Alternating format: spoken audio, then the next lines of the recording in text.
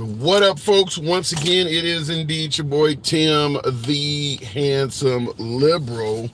The court case against President Trump.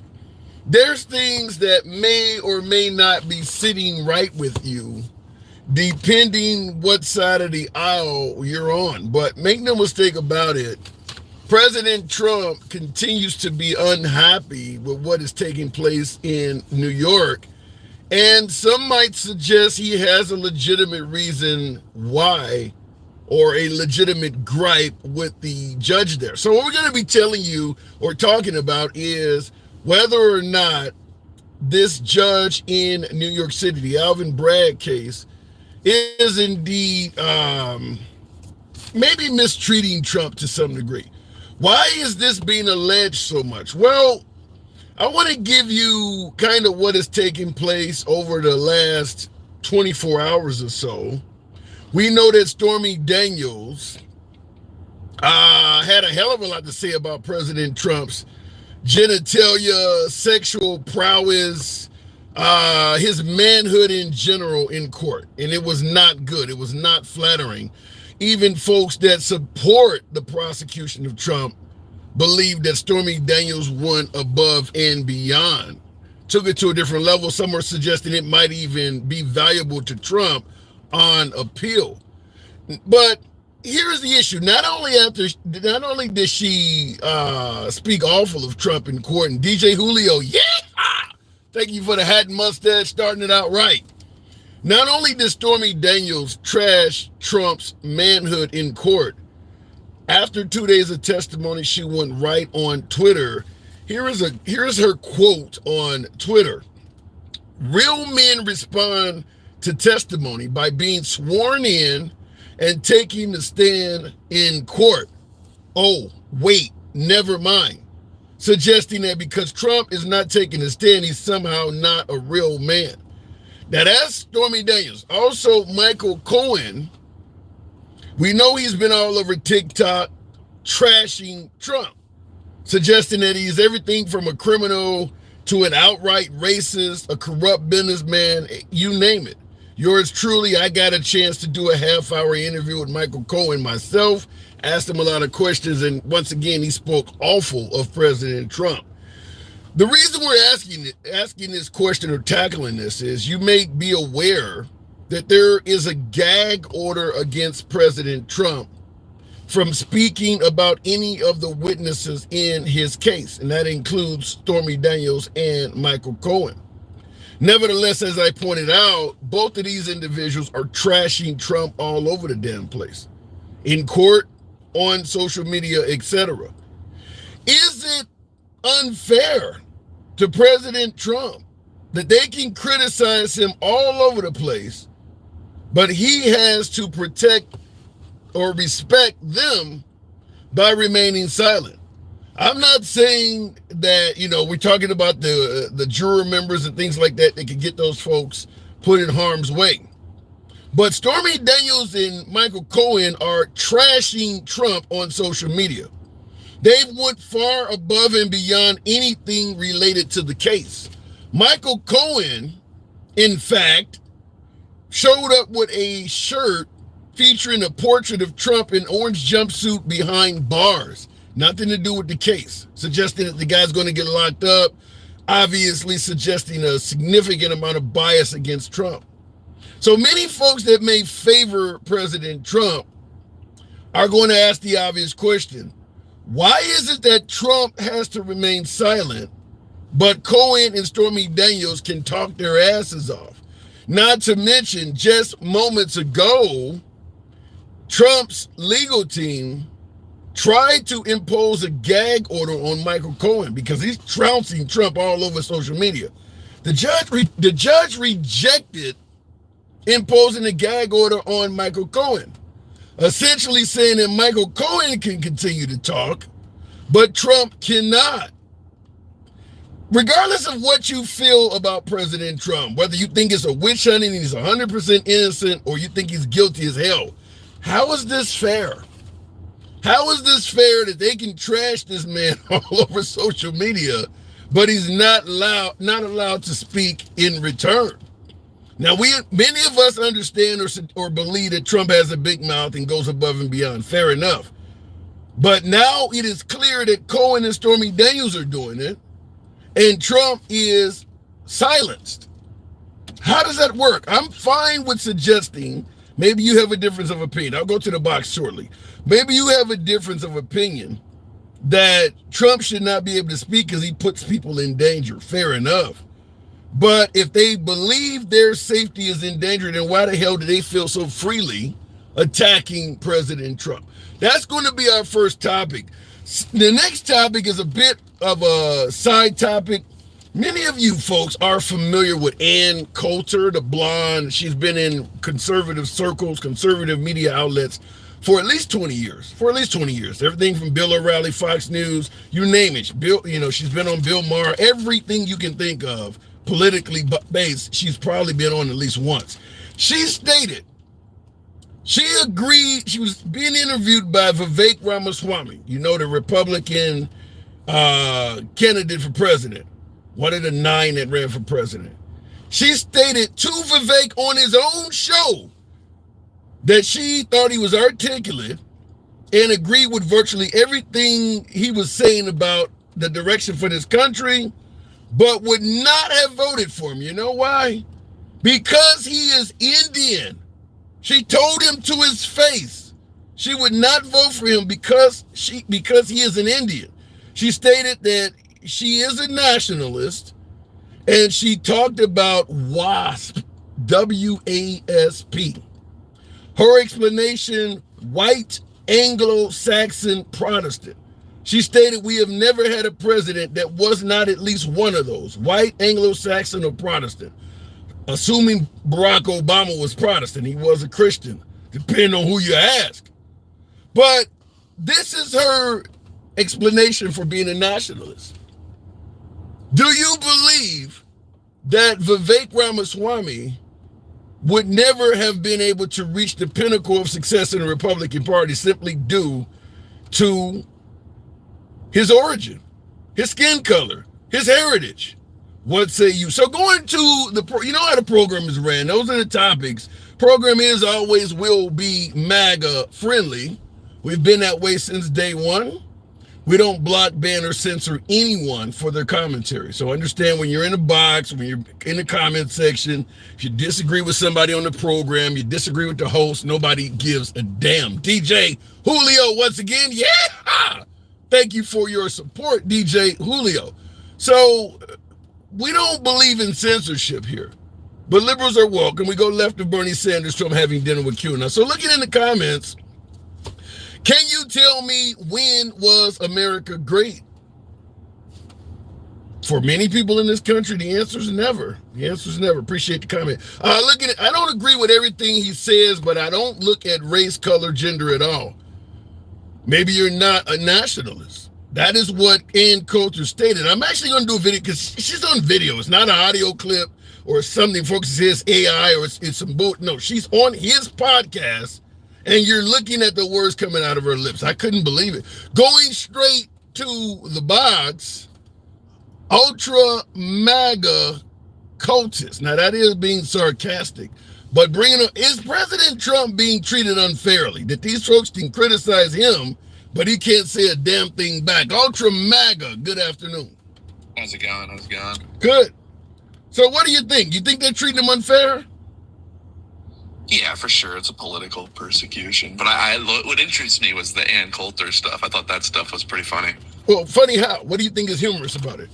Oh, well, the fact that she dates strictly black guys. Dinesh D'Souza, if you look at her dating life, it's all black guys. But then when it comes to who she can vote for, oh no, Vivek Ramaswamy, you're too brown, but you could date Dinesh D'Souza? It's like, what the hell's going on there? Well, you could believe that. I mean, you got slave masters that had, sex and intercourse with their slaves. Maybe you feel that this particular group is good in bed, but this ain't who should lead the country. I never thought of it like that. I just thought, if they're good enough to date them, you should be good enough to vote for them, right? No. But, I kind of get where she's coming from. Like, would I want, like, some non-English? Would you want like a non-English speaker leading to be president? What if the president didn't speak English? Would you? You know, I get your point, but I'll say this, because right now everybody's talking about Trump with the things that comes out of his mouth and the insults, and people are saying, don't pay attention to what he says, pay attention to what he does. Meaning, does he really need to speak English? If he could give you $2 gas, we didn't have global conflicts everywhere, would it matter if he spoke Spanish?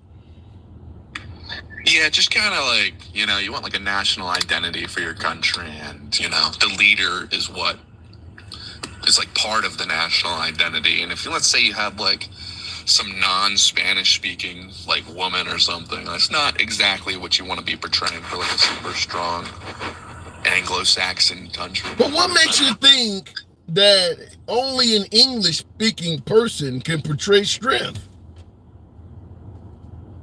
Well, I don't think it's like strength isn't the only quality we're looking for with a president. We're trying to portray the national identity, which is it's American, and Americans speak English. We're an English-speaking country. What if he spoke, well, first of all, Vivek speaks perfect English, but what if he spoke English with an accent? Yeah, I've gone back and forth on this. At first, I was like, no, I'd never vote for a woman. I'd only want like a white guy to be president. But then I was like, this country's so fucked that like, let's say there was some Indian guy that was super radical and he's got great ideas like Ramaswamy. Why not give him a fucking shot? Because all these white guys don't seem to be they're not radical. These guys are just giving all their money to Israel, going to the Holocaust Museum every weekend and crying like, maybe we can get someone like Ramaswamy to go in there and shake it up. So how do you, when you hear somebody like Ann Coulter state she would never vote for Vivek Ramaswamy, even though she stated, I agree with almost everything you said when you were running for president, but I wouldn't vote for you strictly because you're Indian. Does that make her look racist at all in your opinion? Well, I think it's good to talk like that because it flies in the face of everything that like they want you to say. It's like, well, you have to worship black people. You have to be like you have to treat all races egalitarian. And it's like, you know, that stuff is pushed. A lot of it is not true. You're not answering the question though. Does it make you look racist? Well, then you would have to define racism and like everything's racist. Well, let me give it to you. You say you have to define racism. In other words, you have all the qualifications for this job, but unfortunately your skin color prohibits you from getting it.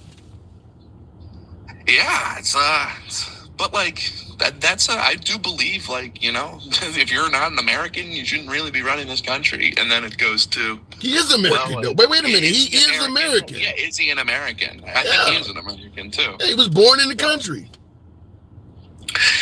I think it's good to push back on a lot of this race stuff that they're pushing. I don't know if that's the way I would choose to do it, is kind of what I'm getting at. Yeah, but I'm trying to find out from you, how do you feel in regards to her comment? Does it sound racist? He was born in America.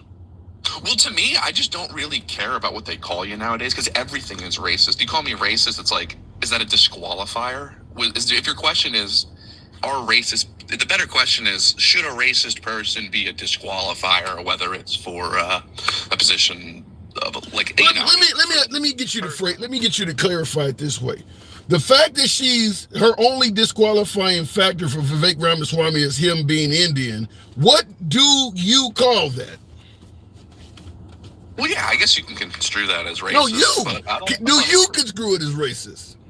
I don't know, but like, would you say it's racist for the king of Saudi Arabia has to be Saudi? Like, or the president of China has to be Chinese? Like, is that racist, or is that just the rules of the country? It's at the very least, well, first of all, Vivek Ramaswamy is American, so I don't know if that argument applies here. He was born in the country from birth. He is American. When I look at someone like Rishi Sunak, who is, the Prime Minister of the UK or whatever, like that guy, he's not British. He doesn't look anything like them. And he doesn't portray the ideas of anyone British. So it's like, that seems like kind of like a hostile takeover almost. At least with what we have going on now, it's like, you could argue that these people are part of us, but once you bring someone in and they're pushing like these outside ideas like globalism and this, yeah, but he's not. Wait a minute, but you're off topic. Vivek is pushing traditional Republican values. I mean, he's MAGA. I would support Vivek to be the VP, honestly, out of all these guys. J.D. Vance, fucking. Would you support him to be president? If Trump was not in the running, would you be okay with Vivek Ramaswamy as president? Oh, yeah, over like who's that lady? The Haley. Nikki Haley. Over a Haley, over a Biden, over a DeSantis, absolutely, yeah. Okay. All right, so, but you don't see her comments as racist at all? I guess you could say it's racist. I wouldn't have a problem with you saying that, but what my point is, we shouldn't be looking at something like, oh, that's racist, now it's disqualified, throw it in the trash. Like, it's like, okay, it may be racist, but like, does she have a point? Well, here is the point she said.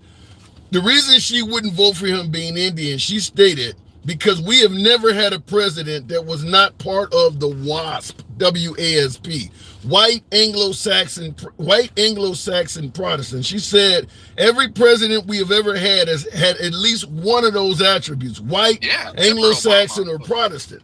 So you believe that we should not have a president that is not either white, Anglo-Saxon, or Protestant. In other words, Christian base. Yeah. In a perfect world, absolutely. Yeah, you want this country to be run by the stock of the country, not an outsider. That's just basic, all teams do that. Like, I mean, any strong company is not going to hire an outsider. Is there like? So let me present it to you this way. This is coming from 40 FM on YouTube. Says, so how long do my ancestors have to be here before I'm considered American? Or to be considered American? I was thinking about that. I would say at least 3 generations. Damn. So according to you, the founding fathers were not even American. No, they founded the country. Okay, but they weren't American. How? They created it. How could you create something and not be part of it? That'd be like saying, Steve Jobs isn't part of Apple. I think the minute you're born in this country, Ultra Mag, I think the minute you're born in this country and you get a damn job, you're helping create the country. Your taxes are building roads, bridges, the military, everything. You don't need to be here 3 generations to help found or build the country. You're doing it right away. In fact, some of these illegals are helping build a country. I moved to Hong Kong, have a kid. My kid's Chinese? Really? You believe that? You said build a country. No, you said what makes someone American.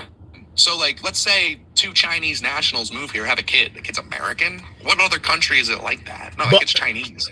Actually, Australia's like that. When I lived in Australia, it's the same thing. Australia, it's another country that's doing great. Those countries on the verge of civil war over there. Well, Australia's not on the verge of civil war. I think America is. But so you're saying if somebody comes here and they have a baby, the baby should not be considered part of this country? I mean, when you say considered part of the country, like, yeah, you're part of the country, but like, what makes you an American? I don't think it's like a geographical thing, right? There's a lot more than that. I'm going to go to another country, like if I go to Africa, have a kid with another white woman that looks like me, is my kid now an African? Like, he's a Somalian. Like, if if you go to South America where there's a heap of white people and you procreate with a white South African woman, your child is African, yeah. They don't think that, though. Yeah, they do. Yeah, they do. Well, they're chanting "kill the boar." What is that? Like, they're wiping them out systematically in South Africa, going to their farms and destroying them because they're not like us. They're colonizers. That's a good example over there, actually. Those people, you think they're accepted in the South African culture? No, they're being looked at saying, we need to murder you and take everything you have. So that's kind of a good point, actually. It's like, just because they're born in the same country, they don't align with the national identity at all, because the national identity is exterminate all the white people and take it back, and it belongs to us. No, that was the original mantra, is to take everything from the black folks. The black folks are just doing it in return now. But it originally was taken from the black people over there. Well, you could always argue about, it belonged to us, I mean, so does that mean that I should just lay on my back and let a so-called Native American come and take whatever I own because he thinks it belonged to him first? But why is it that I have the natural right, and it's completely moral for me to push back on another group from trying to take my way of life, my country, my nation, my family? It's totally moral for me to push back on that, even if it's on racial lines. So, but why is it that the first thing you think of when it comes to immigration is somebody's trying to take something from you? I'll tell you this, in my opinion, it almost falls under the category of takes one to know one. We know what we did when somebody let us in this country. So now we fear that if we let somebody in the country, they're going to do it to us. It's kind of a takes one to know one. We literally, and I mean we, the original colonizers, the English, whatever, we literally were the worst immigrants to ever come to America. So now we're scared everybody else is going to do it. You think white people are the worst immigrants to ever come to America? Smallpox. The natives are all pushed into reservations. Give me somebody worse than that. Anti-white propaganda. Like, this is just all just like, you don't think there's been worse people in America than the white people that built this nation, the best country in the world? You know who else was immigrants in this country? The 9/11 terrorists. They're but the founding fathers are way worse than them. Way worse. Way worse. Way worse. You talking about the 9/11 terrorists responsible for the deaths of about 3,000 Americans. Do you realize how many people the English, smallpox alone almost wiped out the entire original inhabitants population? It's not even remotely close to what bin Laden did. It's a whole different universe. We are the worst immigrants to ever come to this country. No, but this is like, the land was given to us by God. Like, this is our land. Like, we reached out and we like if you read the Federalist too, like, this land belongs to us. Like, it doesn't belong to them. What other land belongs to us? The planet? Europe, Australia. So if the land belongs to us, why was it originally inhabited by dark people and the white people get skin cancer from coming over here? Because their bodies ain't designed for it. Why, if God meant for you to be here, why didn't he put you here from scratch? Because he wanted us to reach out and like kind of like how we went to the moon. Like, they didn't put us on the moon, but we reached out to go there. Like, the Japanese, they had the ships to conquer the world, but they destroyed it way before the white men ever had it. Thousands and thousands of years, they could have colonized the entire world.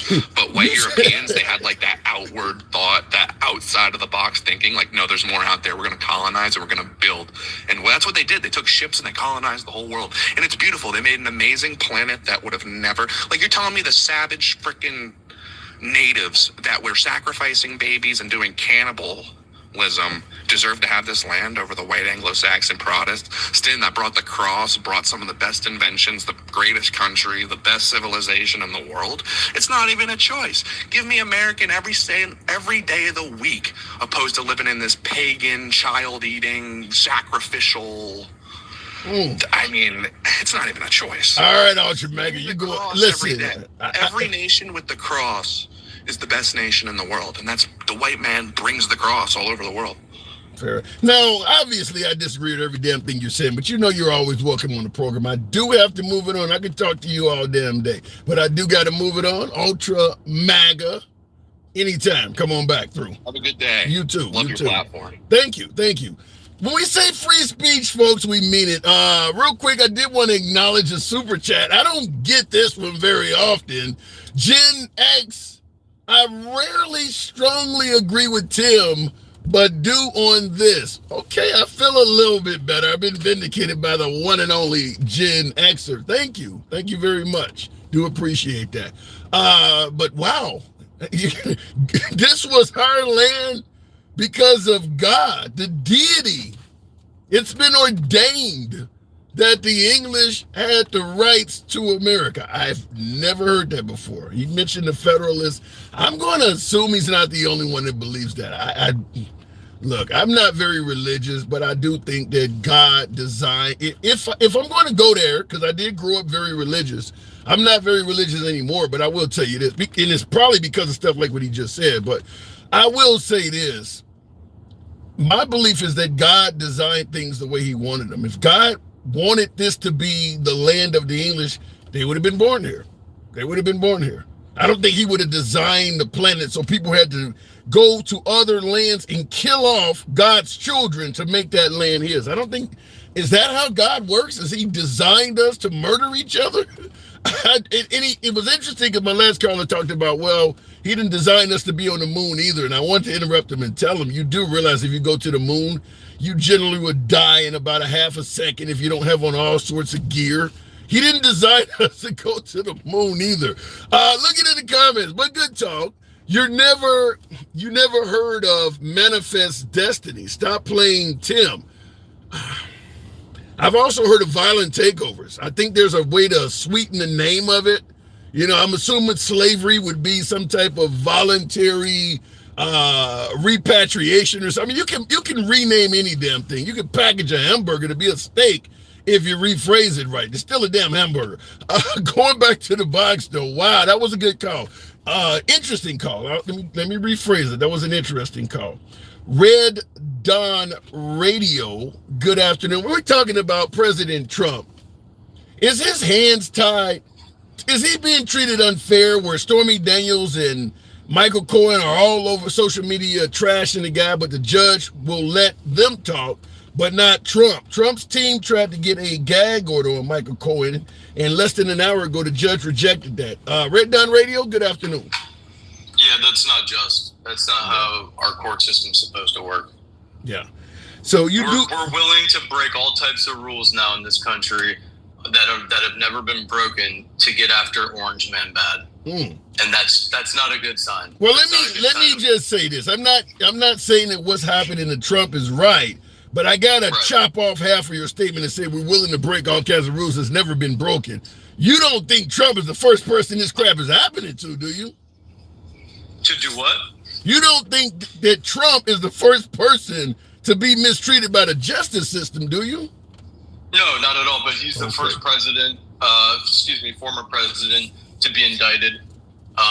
That's definitely something that there was never any, precedent before this particular incident. So there's a lot of things that we're doing here that, in the name of getting Orange Man bad, that I think if you're looking at this behavior as a bellwether of where our country is going, it's not good. It's not good. Well, we're twisting the justice system to fit a specific political party's needs, and that is the need to paint Donald Trump as a criminal so he doesn't win in the next election. Well, I don't think painting him as a criminal alone will stop him. But Ella Faye Davis in the comments says, but he actually did what they're charging him with. Do you think it's a case of every single thing Trump is being charged with, he's 100% innocent? I don't know. I'm going to go off of what the jury of his peers says. I think that if you're going to talk about this Stormy Daniels thing, right? Look, has it ever been confirmed outside of her claim? Has it ever been confirmed that there was some sort of relations between the two of them? No, it hasn't. No, it has not. But I think the overwhelming majority of Americans, including MAGA, believe he slept with the chick. They just don't give a damn. You think he didn't sleep with her at all? You think she's making it up? I think that she's look at the industry the lady comes from, right? It's all about attention and getting paid to do things that are risque on camera. I don't put it past that lady for one moment to make something like that up, because look, she's rode hard and put away wet. She's getting older in her career. You said, say that again. She's what? She's been rode hard, put away wet, man. She's 50 years old. She's almost 50-year-old God. corn star who's her beauty is fading fast. And what would she like to do before her final hurrah there? Well, she get a couple $1 million out of a billionaire. Yeah, but Red, now you do realize that this whole event allegedly happened when she was 27. She wasn't rode hard and put away wet at that age. She was still quite functional. But why bring? Yeah, but this is another case of why bring it up now? To make money, but that don't mean it didn't happen. That's what I'm saying. Right. And I'm not saying I know, and I'm not saying that it didn't happen or it did happen. I just think that if you're going to claim that you've had relations with a person, at least bring some proof. Bring something other than I did it with that person. Any idea why they would pay somebody who Trump never touched $120,000? Michael Cohen would give her a bunch of money? Because the goal was to get him elected president, and whether he did it or not, you wouldn't want something like that coming up right before the election. So you believe that they tried to pay her off to keep her silent so it wouldn't interfere with his election? Absolutely. You just convicted him. You just convicted him. That is what he's being charged with, is election interference. If what you're saying, if you believe that and you're on the jury, you have to vote guilty. You just convicted him. But did he use campaign funds, or is this a billionaire businessman?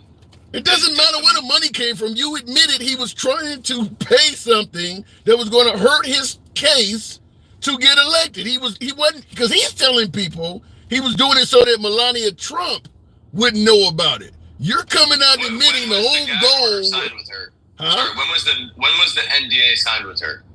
Oh, I don't know the dates. I don't know the dates of it happening, but based on what you're saying, you just convicted the guy. You believe he was actually trying to interfere with the election. That's your own wording.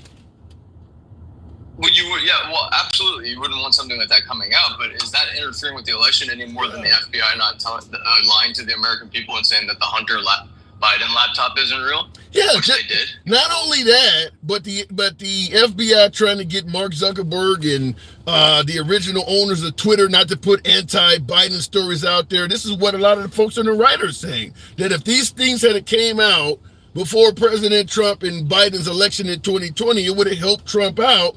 But Biden should be held accountable because they squash stories. You're admitting that Trump did the same thing with Stormy Daniels. You're admitting it.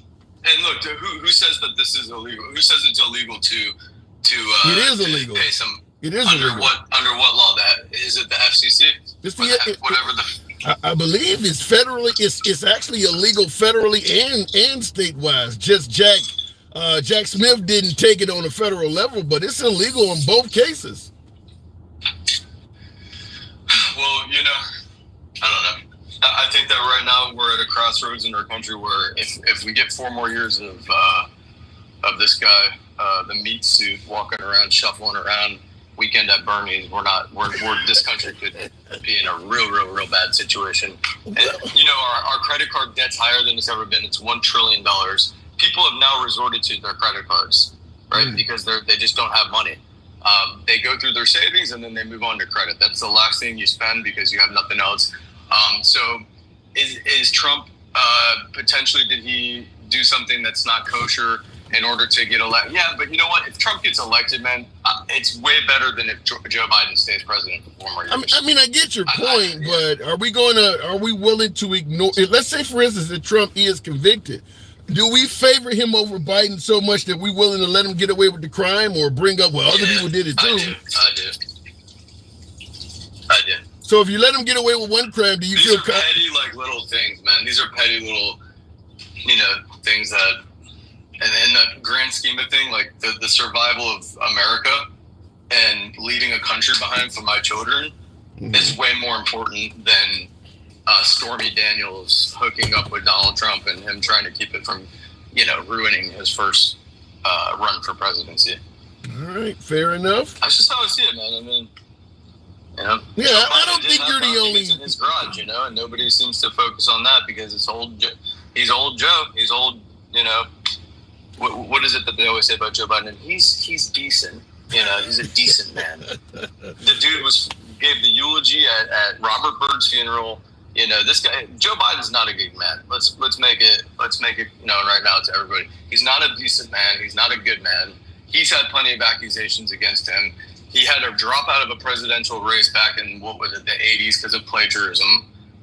He's not a good man. And if I'm looking at the grand scheme of things and my children, and I'm thinking of them and their future as Americans, I'm going to vote for Donald Trump, regardless of this stupid Stormy Daniels thing. I think that's an obvious. All right. Appreciate it, Red Don Radio. You're not the only one that feels that way, but we'll see what happens in about, 5 months, 6 months? A little bit under 6 months? Appreciate you coming on. Thank you. Thanks for having me on. God bless. Anytime. Foster with the super chat. If liberals, the media, and the deep state didn't spend 7 years trying to make me hate Trump, I probably wouldn't support him so much. 4 more years of the Biden depression invasion will ruin us. 7 years trying to make folks hate President Trump. Wow. Obviously I got some pushback, and I will say this. There has been a continual campaign to bash Trump, hold him accountable, whatever the hell you want to call it, whether it's a witch hunt or hold him accountable, however you want to put it. Here's my take on it. If Trump was just, trying to run this country, trying to get this country on the straight and narrow and do what's best for us, and people were bashing him, I think I would be stronger in terms of what my viewers said. And thank you, Foster, for the super chat. I think the problem is Trump has been fighting and attacking people the whole time. And everyone that Trump has attacked are not people that he was defending himself against. Trump has launched a lot of proactive, preemptive strikes on people as well. So what I always say is this: if you like to get in fights, occasionally you're going to get hit. That's just how it is. I mean, folks are trying to lock Trump up right now. So folks are saying that, look, they're trying to make him out to be the bad guy. He was totally okay when he was trying to threaten to lock up Hillary Clinton. So he's not just an innocent guy that's being hit for no reason. He's thrown a lot of punches. He has thrown a lot of punches. So it kind of, what they say, goes around, comes around. Looking in the comments, crime is finally catching up to him, like it did with Al Capone. I don't know if I can completely agree with that. I mean, I think everybody nowadays believe that this Alvin Bragg case, which is probably the lesser of all of the cases, is the only one that's going to come to fruition before the election. I don't think there's anyone on the left, right, or anywhere else that believes if Trump wins in 2024, those other cases are going to continue to go forward. I think we all believe that somehow, some way he's going to interfere with all those cases. Jack Smith will be fired. Merrick Garland will be gone, replaced by folks who believe Trump is innocent. That's how it will go at the damn interview. You're sitting down applying for the job, whether Trump is going to appoint you or not. And that's the first question on the damn docket. What do you think about these charges that Trump is facing? Answer the question wrong, you don't get the job. That's how it's going to start out. So at the end of the day, the case will go, the charges will go away. Thank you for the heart, Tammy Green. Thank you for your support. Going back to the box, we'll keep it moving with Don Rubio. Good afternoon. Welcome to the program. So, is it biased? Is it unfair? The box may be problematic. We'll give it a second. And the only way Trump wins is by cheating. They're saying the same thing about the liberals. They're literally saying the same thing about the liberals, that the only way the Democrats are going to win in November is by cheating. So that's a problem, folks. I would submit to you that is a real problem, that everybody is suggesting that the only way the other side can win is by cheating, meaning that we're not likely to get a free and fair election where people shake hands and concede. People are saying that the other side is cheating before the election even begins. That needs to stop. We're never going to come together as a nation with that happening. I'm not a fan of the level to which Trump took that. I understand a lot of folks believe that the Democrats did cheat or steal the election or whatever. Fair enough. I just say the evidence shown should have been far more stronger. The idea that Trump won the 2020 election and all of the election officials helped Biden, Democrats and Republicans, Republican governors, they all helped. I don't know where to go with that. I mean, because there's really not many Republican senators or Republicans in Congress that believe Trump won. It's Trump. Trump is almost unilaterally saying that by himself. Probably Marjorie Taylor Greene and Matt Gaetz, maybe a handful of them, but the overwhelming majority of the Republican Party believes Trump lost as well. Going back to the box, we'll go to the subscriber. Always a pleasure bringing up my few subscribers. Pat Carlson. Good afternoon, Pat. Welcome to the program. Trump doesn't stand a chance in November. Yeah, he does stand a chance. He may not do it, but he stands a chance. Joe has a great track record, says David Moore. There are people who do believe Biden has done a good job. There are people that believe it. We'll see in November. Pat Carlson, good afternoon. Good afternoon there, guy. How you doing? I'm doing good. Good to have you on. Do you believe that go ahead. I'll give it to you. In answer to your first part is, do I believe that Trump is being treated unfairly? Absolutely not. And the reason why I say that is because, all right, his fixer, Michael Cohen. Yeah, and Stormy Daniels, they can spout all the shit they want. But Trump, look what happened on January 6th. Trump said, march to the Capitol, right? Mm-hmm. He commanded basically hundreds, if not thousands of people to go to the Capitol. And what did they do? They even wanted to hang his vice president, because his vice president was doing something that by law and by the Constitution he had to do. But yet he wasn't doing what Trump wanted, so they wanted to hang him. So is that gag order, legit and everything? Absolutely. But what about the notion he told them to go to the Capitol building peacefully? He didn't tell them to go tear up stuff. It doesn't. Let's even put that. Let's say all that's factual. He said peacefully and everything like that.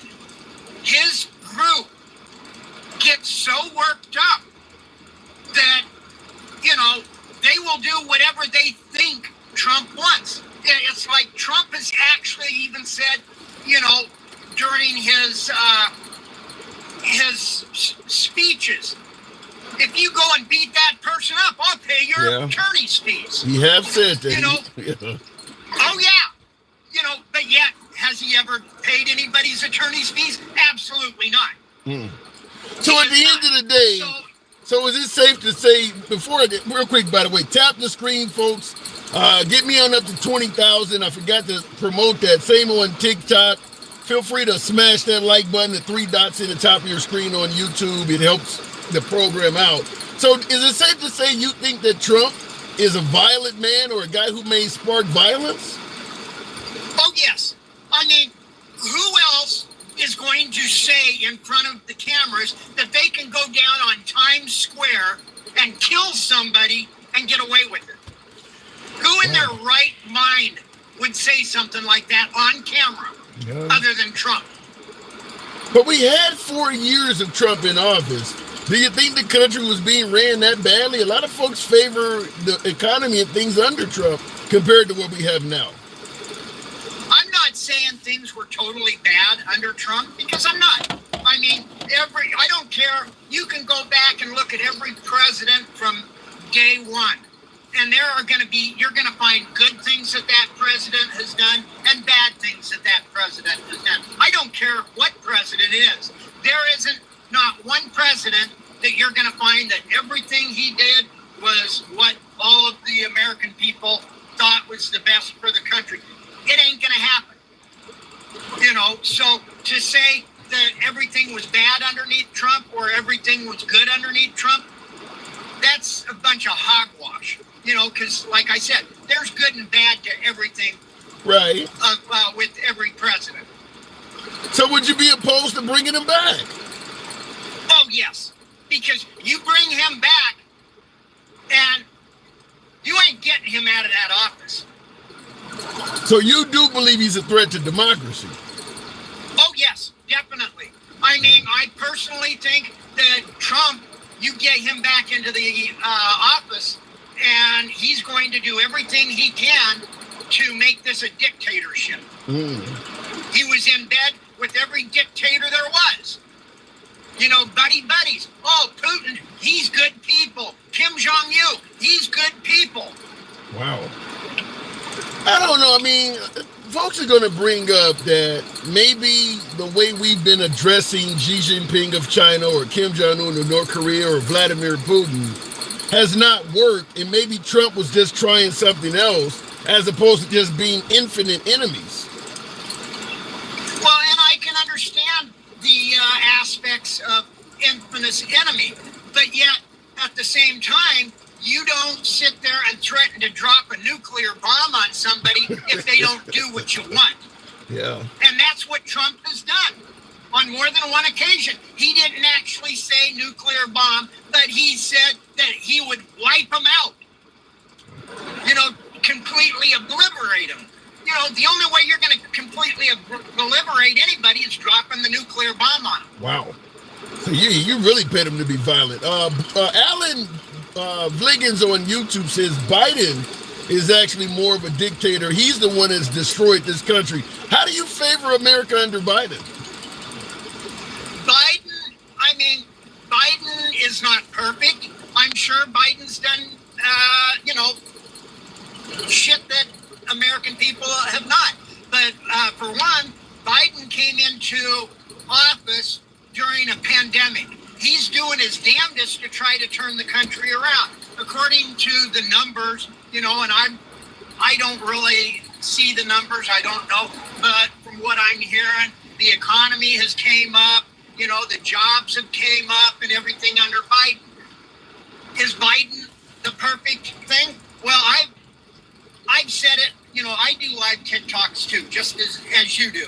And I get asked all the time, do I go for Trump or Biden?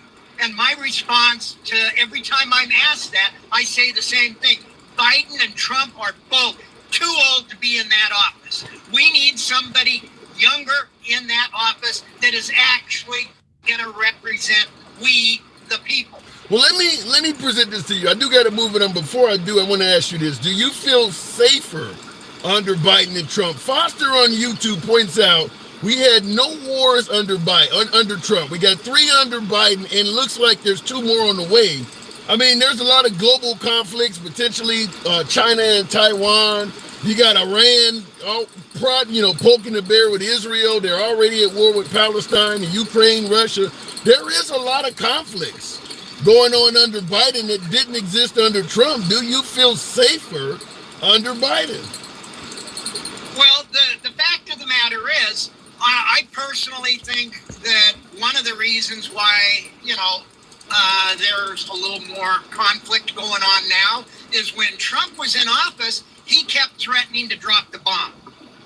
He did it more than once, threatened to obliterate people. And people, other countries, the leaders of other countries, my personal, and this is my own personal opinion, is they're looking at Trump and saying, this guy is unhinged. This guy just may push that button. Wow. And so, they were concerned about that. And so, they did not necessarily attack. But had he not been saying that, then the conflict could have still been going on. There has been conflict in this country, in this world, ever since time began. Yeah. And will it ever stop? No. But it was it's ever going to stop. Yeah, but it was. You're right. There's always going to be conflict, but it was more peaceful under Trump, is what they're saying. But I got to move it on, Pat. Appreciate you coming in here. You bet. Thank you. And I wanted to acknowledge Foster on YouTube. I see in the comments, the Blue Baron says Foster is the man. Thank you, Foster, for the super chat. Real quick, also, does that say Demi Stormy says Biden lost our respect from the veteran community? I don't know if I totally agree with that. Certainly with General Milley, which a lot of folks fought and died under over in the Middle East, him making it clear he does not favor Trump. I think General Petraeus has also said some pretty damning things about President Trump. So I don't know if Biden lost respect from veterans, because there hasn't been as many upper level military brass talking as bad about Biden as they have about Trump.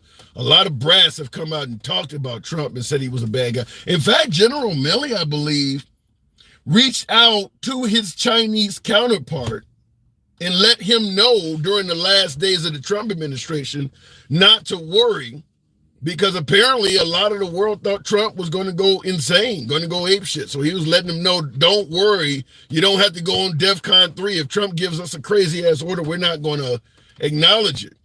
Here's a problem with that. That is kind of treasonous. I mean, even though many of us may favor what General Milley was doing, that's against military law. To reach out and advise an adversary, we're not going to take orders from the President of the United States, which that's what you do when you swear in. So just, folks always talk about, well, if President Trump gets back in office, it's going to be revenge or whatever. General Milley's in trouble. If Trump gets reelected, with him coming out and admitting that he contacted his Chinese counterpart and let him know not to worry, he wasn't going to follow the instructions of Trump, I'd be highly surprised if Trump doesn't try to do something to that guy. Because that guy has spoken negatively of Trump the whole time. Now, in the comments, someone said it's not treason to protect the Constitution. VMAC, I hear your point, but you can't contact your Chinese counterpart. You can't do that. You can't contact an adversary and let them know ahead of time if, don't worry. He's not supposed to do that.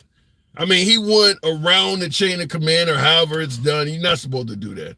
He didn't follow procedures. My guess is if Trump gets reelected, General Milley's going to have some problems. And because, like I stated, Trump is not a big fan of people criticizing him to begin with. But here's one you got on tape admitting he violated the law.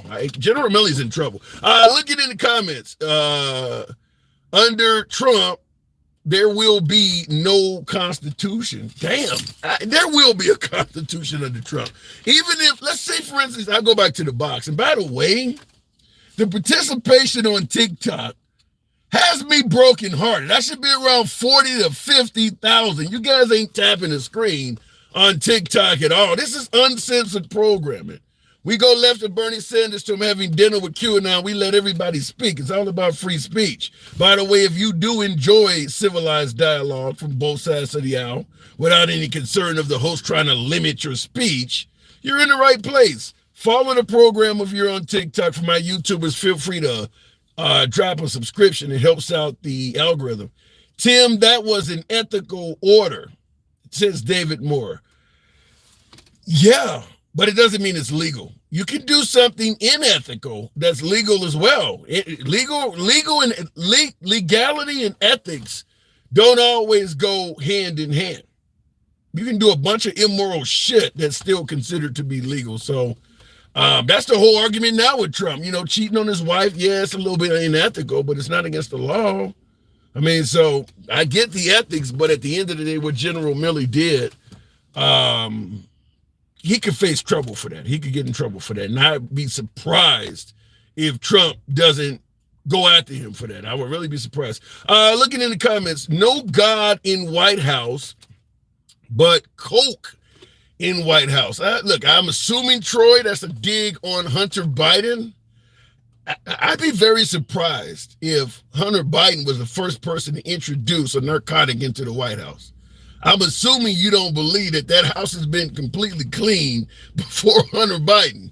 I'd be really surprised if he's the first person to introduce hard drugs in the White House. Looking in the comments, his wife is well taken care of, says Bobby.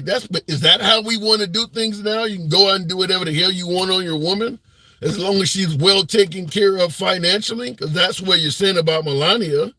I guess, because we've been criticizing, before I go back to the box, we've been criticizing Stormy Daniels. Sells her body. She's a porn star. She can't be given credibility because of what she does for a living. What many folks don't want to acknowledge is Melania Trump was pretty much right there. She didn't bang anybody on camera, but she was centerfold, spreading her entire body nude is easily found online. The first lady, you can find her completely nude online. She did it for the money. I don't know how she gets more credibility than Stormy Daniels. She was doing the same thing. I mean, is there anybody that believes that Melania Trump fell in love with the Donald and expected him to be faithful? Is there anybody that believed that? As opposed to, she got with a wealthy man, used her looks, and is expecting to live a wealthy life as a trophy wife. Unless we're going to give her some kind of special credence. Looking in the comments, though, somebody said no politician is clean. You guys will come up with any damn. We used to have a standard. If no politician is clean, which is true, was found to be the case for a politician, we ridiculed, criticized, and tried to get rid of him. I don't know, for some reason under Trump, we can know he is not clean and still support him. That didn't used to happen. We knew they might be doing some bullshit behind the scenes, but we didn't want it out in the open. We didn't defend it out in the open. And all of a sudden, hey, look, as long as I can get $2 gas, I don't give a damn what he's doing. We didn't used to think like that. We've really, really changed our standards in this country. Looking in the comments, or maybe yeah, going back to the box, thank you for you folks who are tapping the screen, getting me closer to 50,000.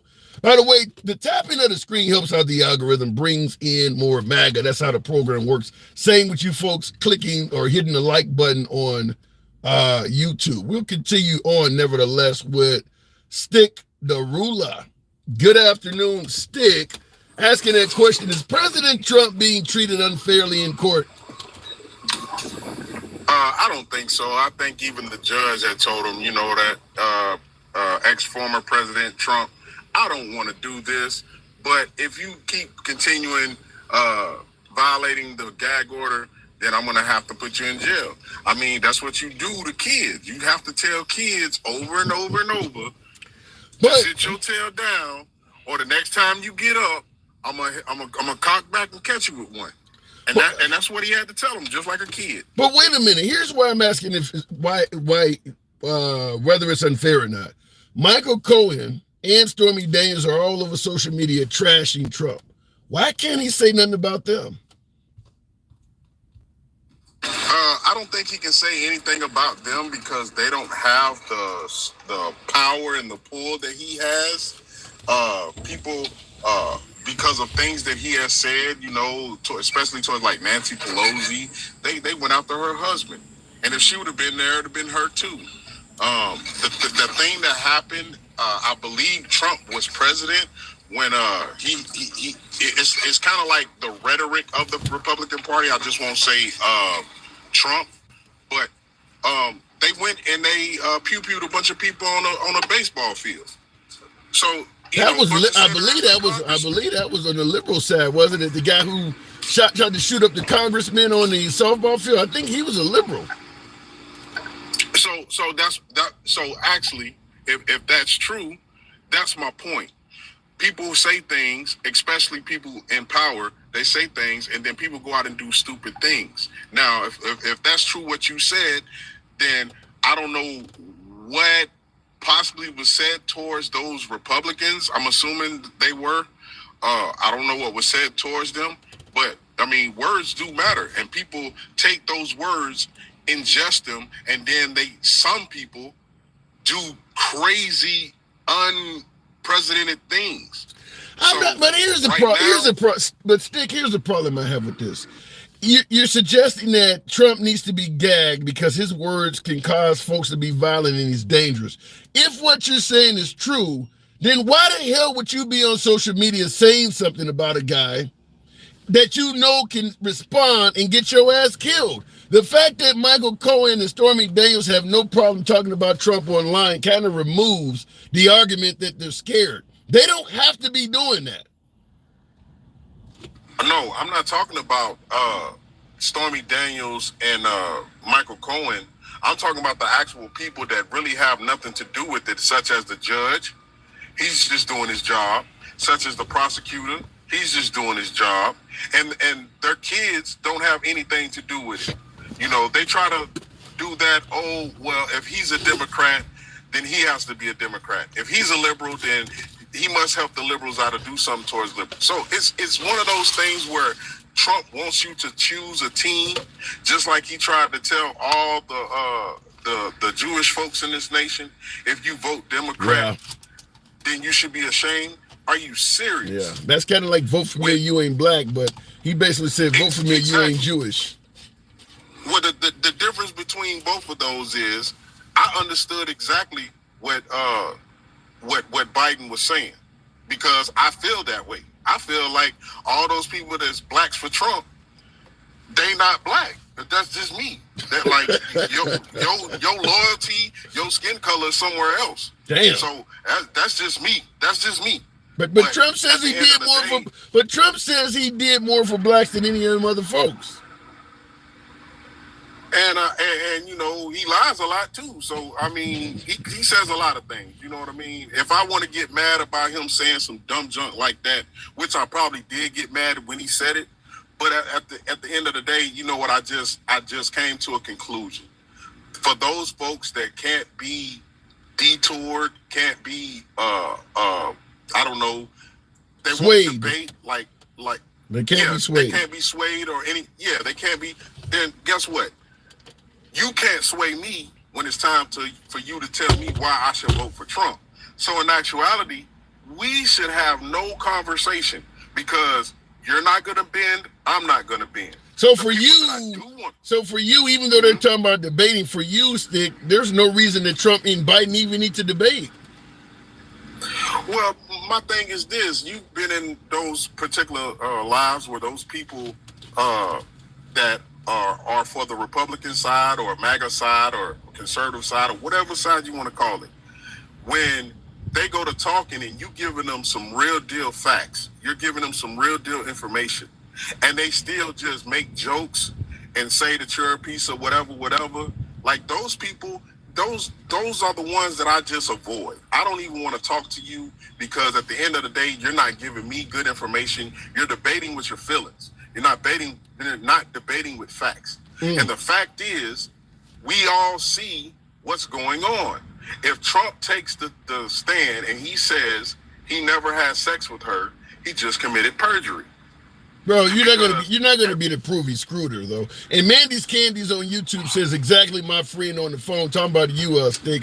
I understand myself what Biden meant. So when Biden said, if you don't vote for me, you ain't black. How did you take that? What is your interpretation of that statement, Stick? Well, I'll tell you this: I didn't have on no pearls, and they weren't clutched. I just looked at it as I knew exactly what he meant. I actually put black skin on him at that moment when he said that. Damn. Considering who he was talking to, he was talking to Charlemagne, right? Yeah, Charlemagne the God. Charlemagne, he have his little times too, but that's another subject. But my whole point of it is, he said it the way he said it, and he said what he said because he meant it. If you is voting for Donald Trump, you ain't black, and it's true. All MAGA are not racist, but all racists are MAGA. Wait a minute, that's not true, and I'll explain to you why. But I want you to tackle something first. Foster says Biden hates black people. His career as a senator proves it. Talking about the crime bill and other things. He made sure millions of black people got locked up for crack while his son slams 3 grams of rock with road holes. Oh my God. I can't even finish. Thank you for the super.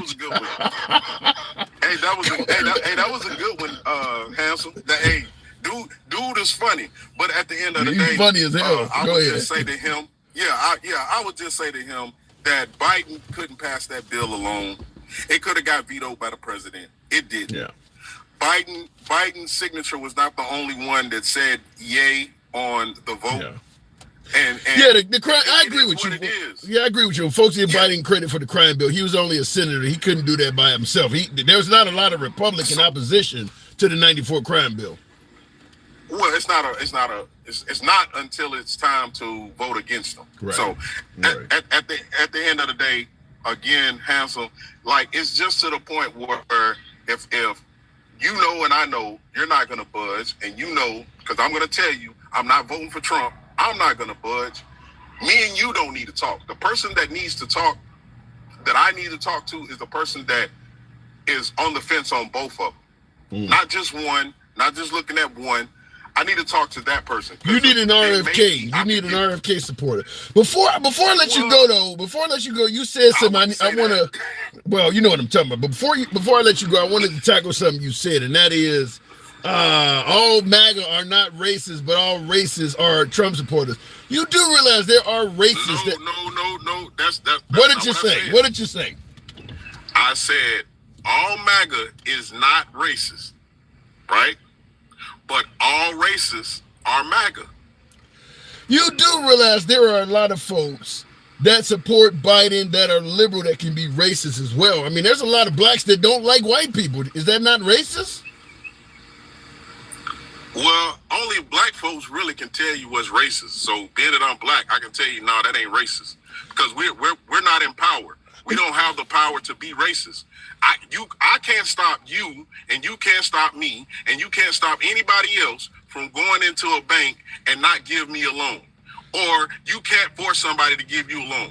But if your skin is a little bit lighter than mine, that loan is actually processed and or thought about way faster than it is if me and you walk into the bank. But you do realize racism can, if let's say for instance you and I are hanging out at a club and some white dude wants to get in and we like, ain't nobody coming up in this club that look like you, and we start beating his ass. Is that not racist? If we calling them racial epithets? You don't have to own a bank or to be racist. Well, I would say that you don't have to own a bank, but I would say that it sounds like that you are putting us in a form of power, and that's what I said. We're not in power. So now you're saying about the power situation. I would say more than racist. I would say that is more like bigoted. You get what I'm saying? Because again, it's not our club. It's we're trying to keep somebody out. But we don't have the power to keep that person out because the person that actually runs the door, if it's not me or you, are going to let them in. Okay. So we're being bigoted. We're being that person that we know is racist, but at the same time, they only show it in certain forms. So at the end of the day, when I hear there were good people on both sides, me as a black man, I'm trying to figure out how is anybody good on this side if the actual energy they're giving me is detriment to me and mine. There's no way you are good people. No way. So at the end of the day, what it all boils down to is Trump needs to be able to control himself. If you don't want a gag order, shut your own mouth up. When he told you, listen, don't talk about me, don't talk about my family, don't talk about the defense. Just come in, have your trial, and get on about your business. You're either going to get found guilty or not guilty. He would have a better day. But every time he leaves, he uses that opportunity because what they say, no publicity is bad publicity, right? No. Any publicity is good publicity. Yeah, my bad. Okay. So at the end of the day, he's using that as an opportunity to get out there and say what he has to say about his campaign versus about his court case. Because again, he's going to tell his supporters, it's not about me and Stormy Daniels and me lying. It's about you. It's about this. And it's working. And they're crooked. Yeah, and they're crooked. Working. But the only reason it's working is because he has a small minute of people that are actually just as loud as him, telling everybody else all these farces and all these different lies. And now we're at the situation where we're at now because one big mouth started it all, and all the other bigot and racist people came out, and now we're dealing with the first time in the precipice of the United States since got doggone the 70s that racism is back on the front. Damn. All right, Stick, that's depressing. That part is depressing, but I do got to move it on. There's a lot of folks who say what you say, but I do appreciate you coming on, man. Thank you. Yeah, no problem. Have a good one. You too. Super chat. Gen X. Shit, I got $100. Says Tim votes for Trump. I'm not there. I lean left. I don't know. I lean left. Foster. Yes, Biden was only a senator, but he himself presented the bill he called young black people future predators. I do believe that is accurate, but as I stated before, if you're going to hold Biden accountable for the 94 crime bill, I would suggest going and looking at every signature that agree with it. How many yays did he get versus nays? There's a lot of folks that are probably still in Washington that need to be held accountable as well. My guess is Mitch McConnell was around back then. I doubt if he voted against it. I mean, I'm just saying, if you're going to hold him accountable, there was people who supported him. It doesn't end with him. He couldn't do it by himself. But I do get your point. And thank you, Foster, for the super chat. Host, what is that? Says, host of You Heard What Judge Joe Brown Says About Joe Biden. Yeah, I've heard a lot of Judge Joe Brown. Judge Joe Brown is pro-Trump. I get it. I mean, he supports Trump. He has a right to do that. He has a right to do that. But I have heard several things. I mean, he has videos on social media and things like that. I have heard what Joe Biden has said. I don't know what that says. Something man send the plantation back to working for a living. All right, moving the program on. We'll continue on with Flight 454, friend of the program. Good afternoon, Flight. Asking that question, is President Trump being mistreated? Because Trump has a gag order against him, but his opposition can speak freely. What say you, Flight 454? Okay, my patient is in defib. Hopefully he pulls through. We'll keep it moving. By the way, folks, tap the screen. Get your boy on up to 60,000 likes. Would appreciate that. For my folks on TikTok, feel free to, he said, I can't even think of it. It sounded like a defibrillator. His heart rate was going defib, yeah. Tap that like button or smash that like button on YouTube, the 3 dots at the top of the screen, whatever the case may be. I do appreciate you folks here this Friday afternoon. You could be anywhere you want. Always an honor to have you here with me.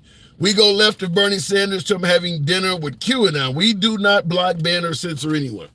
So understand this is an uncensored format. Every day, 1 p.m., 1300 hours is when you'll find us here. If you enjoy civilized dialogue without the host trying to block, ban, or censor you, follow the program on TikTok, a subscription on YouTube, if you will. What's the topic? Just got here. Let me cover that, because we haven't discussed the second topic that much.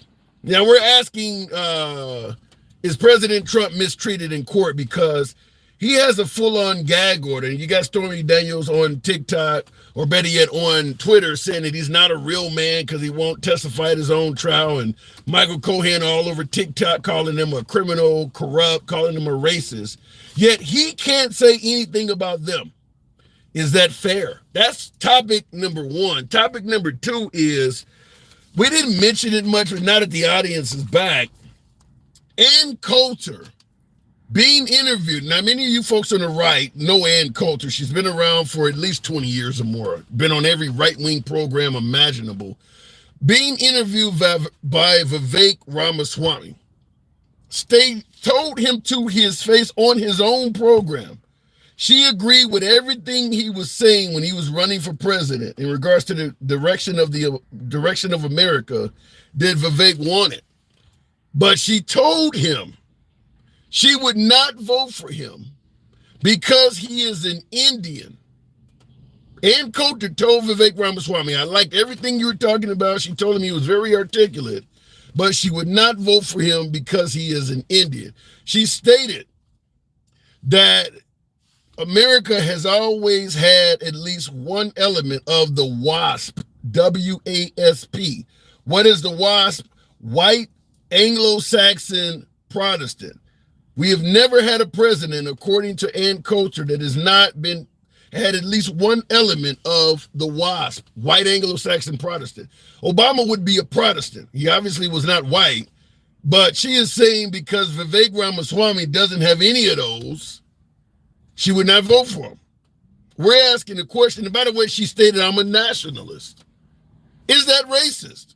How do you feel about somebody saying that? Is it possible for a person that is not white, Anglo-Saxon, or Protestant to rise to the top of the Republican Party?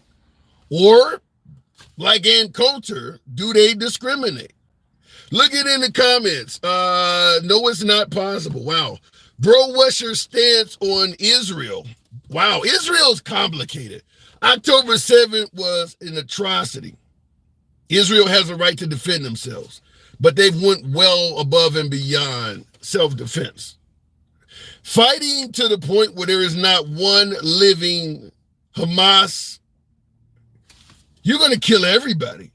Because anybody could be Hamas. That would be like America in the Middle East until there is not one member of ISIS remaining. You're going to kill a lot of innocent people doing that. My opinion, Israel has went too far. And that is the opinion of the entire West. I don't think there's a NATO member state that believes that Israel is still acting in self-defense. That is my opinion. Appreciate the question. That's prejudice, not racism, says user. So you're suggesting that Ann Coulter is being prejudiced, but not racist. Say what you want about Ann Coulter. She was brutally honest there. Yeah, to his face. Said it on his program. Looking in the comments, we went too far. We went far in Japan as well. I don't totally agree with that. And here's why I say that. Hamas is a faction in Palestine, in Gaza, that the citizens can't just readily get rid of. The Japanese military under Hirohito was doing this as a unit. In fact, our military, to finally defeat the Japanese, originally considered invading Tokyo and taking down their leadership. They started handing out swords, ran out of firearms, started handing out swords to all the citizens. The Japanese were prepared to fight to the last citizen. Everybody was in on the take. It's not the same as Hamas and the Palestinians. Hamas is a terrorist group within the crowd. All Palestinians don't favor Hamas. The Japanese was doing it as a unit. I think it's a little bit different. I really do. I think that if we had have not bombed Nagasaki, Hiroshima, as you're probably alluding to, we would have lost a lot more people. We would have taken a lot more casualties. If we had spared their lives by not using atomic ordnance on those cities, it would have been like a bunch of Iwo Jimas all over the damn place. You know what happened on Iwo Jima? It took forever to gain that. You're going to fight in all of the citizens. Banzai charges, they're willing to literally die for the cause. I'd rather get the Enola Gay and drop one from the air than put a bunch of GIs on the ground and have them scattered all over like that. I don't think the Japanese and the Palestine thing is the same. I really don't. Going back to the box, but I do appreciate that comment. We'll continue it on. By the way, folks, appreciate you tapping the screen. Steak winner, okay. I love to win a steak. Can't argue with that. Steak winner. Good afternoon. What's going on? How you doing? It is Snuggles, one of the best hosts in the world. How you doing? I figured that. By the way, Donald Trump is winning. He's leading in the polls, and your court cases are going down. All right? The only court case we got left is a pecker, a whore, and a criminal lawyer. That's a great case there. That's going really well. How about you? How you doing?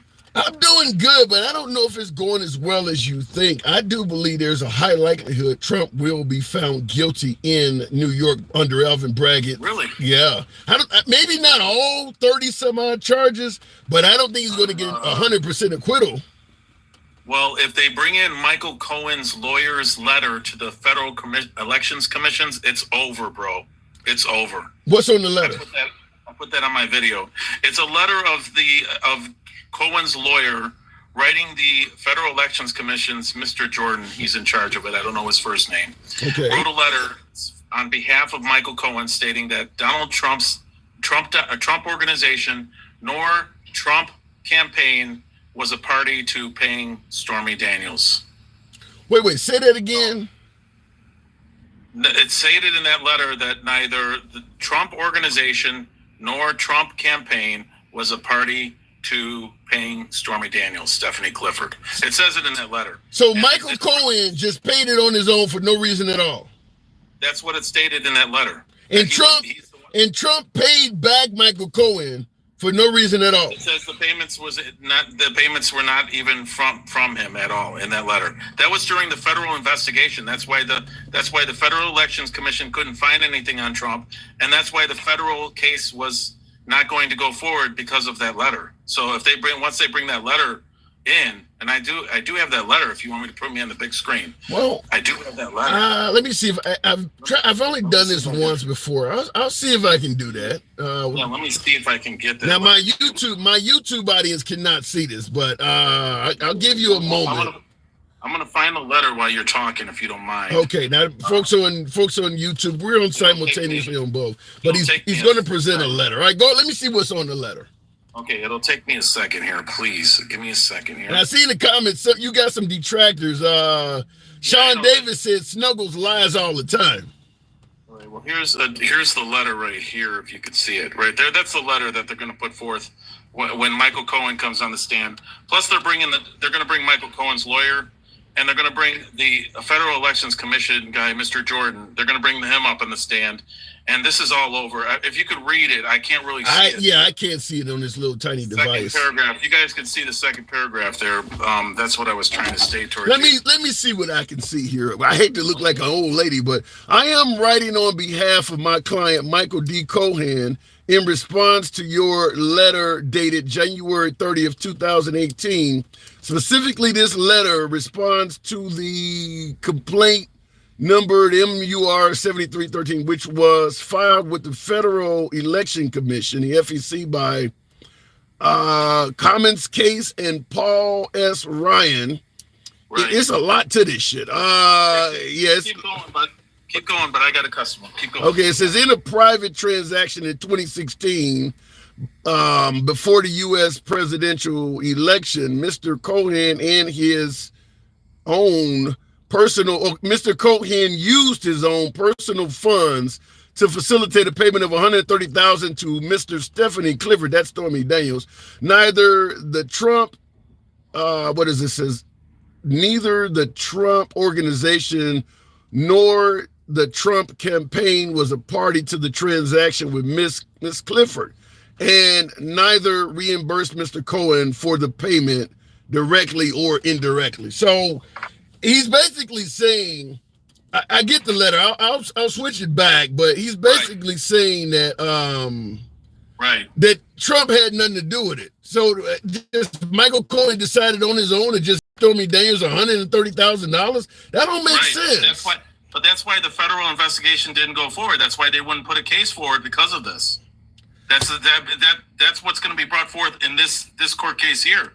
That's why it didn't work out. And the DA before Bragg didn't want to take the case because of this. Yeah, but they're going to bring this forward. This letter's coming forth. Trust me, it's over. It's reasonable doubt at best. Assuming this guy has credibility. Well, it's Michael Cohen's lawyer, and then it's the Federal Elections Commission guy. They're going to ask him too why they didn't go forward. Yeah, but Trump is Michael Cohen is Trump's lawyer. This is about the campaign checks. This is the Federal Elections Campaign Commissions. This is about the checks. Yeah, but what I'm saying is Michael Cohen is also Trump's lawyer. So if we're gonna believe lawyers, why doesn't Michael Cohen get believed? Well, Michael Cohen's the liar, but this is Michael Cohen's lawyer. So this guy will be able to shed a little bit of light on that. You know what I'm saying? Well, we'll see how the credibility goes. To me, I find it. Here's the issue I find. But that's reasonable doubt. You know that. Barely. I'd have to see what comes out of this lawyer. I don't think they're going to present this guy up. I don't think this is going to happen. What you're talking about, this letter. I don't think the letter is going to be presented. I just brought you facts, bro. Don't try to hide it like Zeus. Okay. I didn't say it was a lie. I'm saying that we need to find out if this lawyer of Michael Cohen has any credibility now. Who knows what may come out of his past? He might have donated money to the Trump campaign or something. We don't know what his angle is. Do you honestly think anybody has credibility here? We got a pecker that works for the National Enquirer. You and I know the National Enquirer is not an honest paper. It doesn't matter. They'll pay anybody to get a story. It's like you and me talking. They don't. That's not a believable situation. Yeah, but have you ever heard of the phrase, Snuggles? Birds of a feather flock together. Yes. So that's all these corrupt people. All of these corrupt people. All of these corrupt people have one guy in common, and we believe the guy is clean, and all of them are not. Right. All the birds that are in the row are Pecker, Cohen, and the Stormy Daniels. They're all the bird that flock together. And they all only know each other because of one dude. Right. Who we're saying the one dude. They don't want Trump to be president. That's the whole thing. They could have done this years ago. Listen, the federal case could have been done in 2018. Give me a break. They're going to pull this crap right before the election. Come on now. Well, I just showed you a lawyer.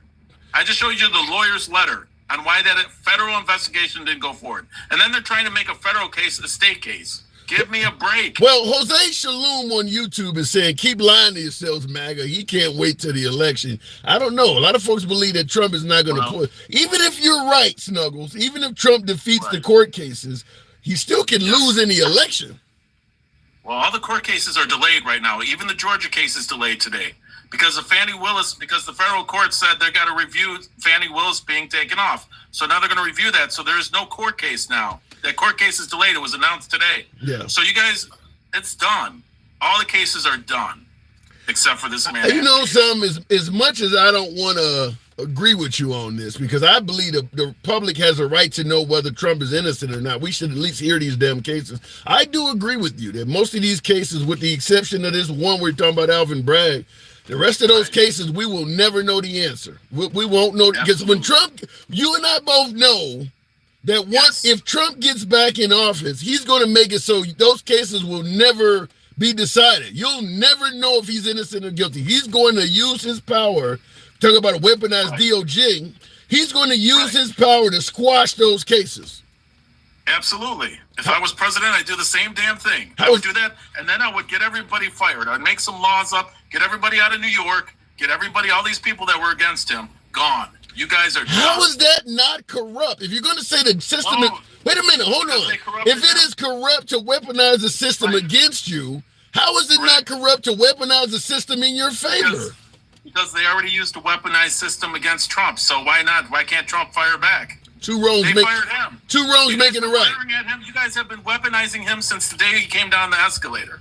So don't be crying now when he comes and weaponizes it back. So two wrongs making it right. This has been wasted millions of dollars to get this guy in jail. You guys have done it. So now he has a right to fight back. So he's going to do it. All right. I don't see the. I would do the same damn thing, to be honest. You're going to come after me, I'm going to come back at you. Meaning you no longer had a moral high ground. You're just as bad. No moral high ground because they don't have any morals. Okay. All right. I'm hoping, based on what you're saying alone, if what you're saying alone is true, that's enough for a lot of Americans not to want Trump back in power. Let's say the Democrats are as bad as you're saying. Fair enough. Get him out of office. But the last thing we need to do is replace one evil administration with another that's willing to do the same damn thing in revenge. That's no better. The one in revenge is good because we had a good economy while he was being taken down anyway. So you'll see that coming back. You won't be doing programs from your car when you get back. When Trump gets back, you'll be able to fill your tank and get into your home. You know what I'm saying? Okay. All right, Snuggles. I vehemently disagree, but it's always a pleasure. Good to have you on again, man. I love you, bro. Always, my friend. Sentiments, exactly. Thank you, Snuggles. Good talk. Take care, bro. All right. And by the way, Snuggles does his own live stream as well. I see many folks in the comment section are familiar with Snuggles. I tune into Snuggles regularly. I do call in sometimes. We don't agree on shit. But it's not about agreeing, folks. That's why we run the program the way we do. It's all about free speech. You don't have to agree with anyone on this program, yours truly included. It's all about free speech. So understand that when you're on this program, you're going to hear opinions you favor and others you think are just completely idiotic, because everyone gets to speak, regardless of what side of the aisle you're on. Looking in the comment section, it's the biblical way.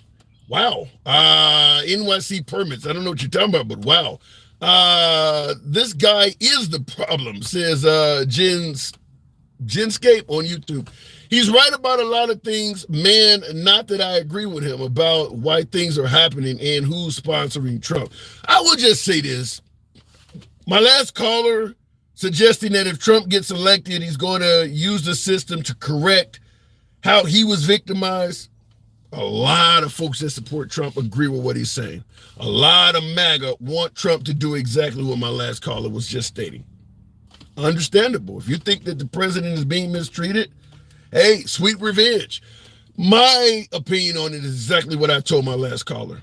If the Democrats are using the government in a corrupt fashion, using it in the same fashion for revenge just literally doubles the length of time our government is corrupt.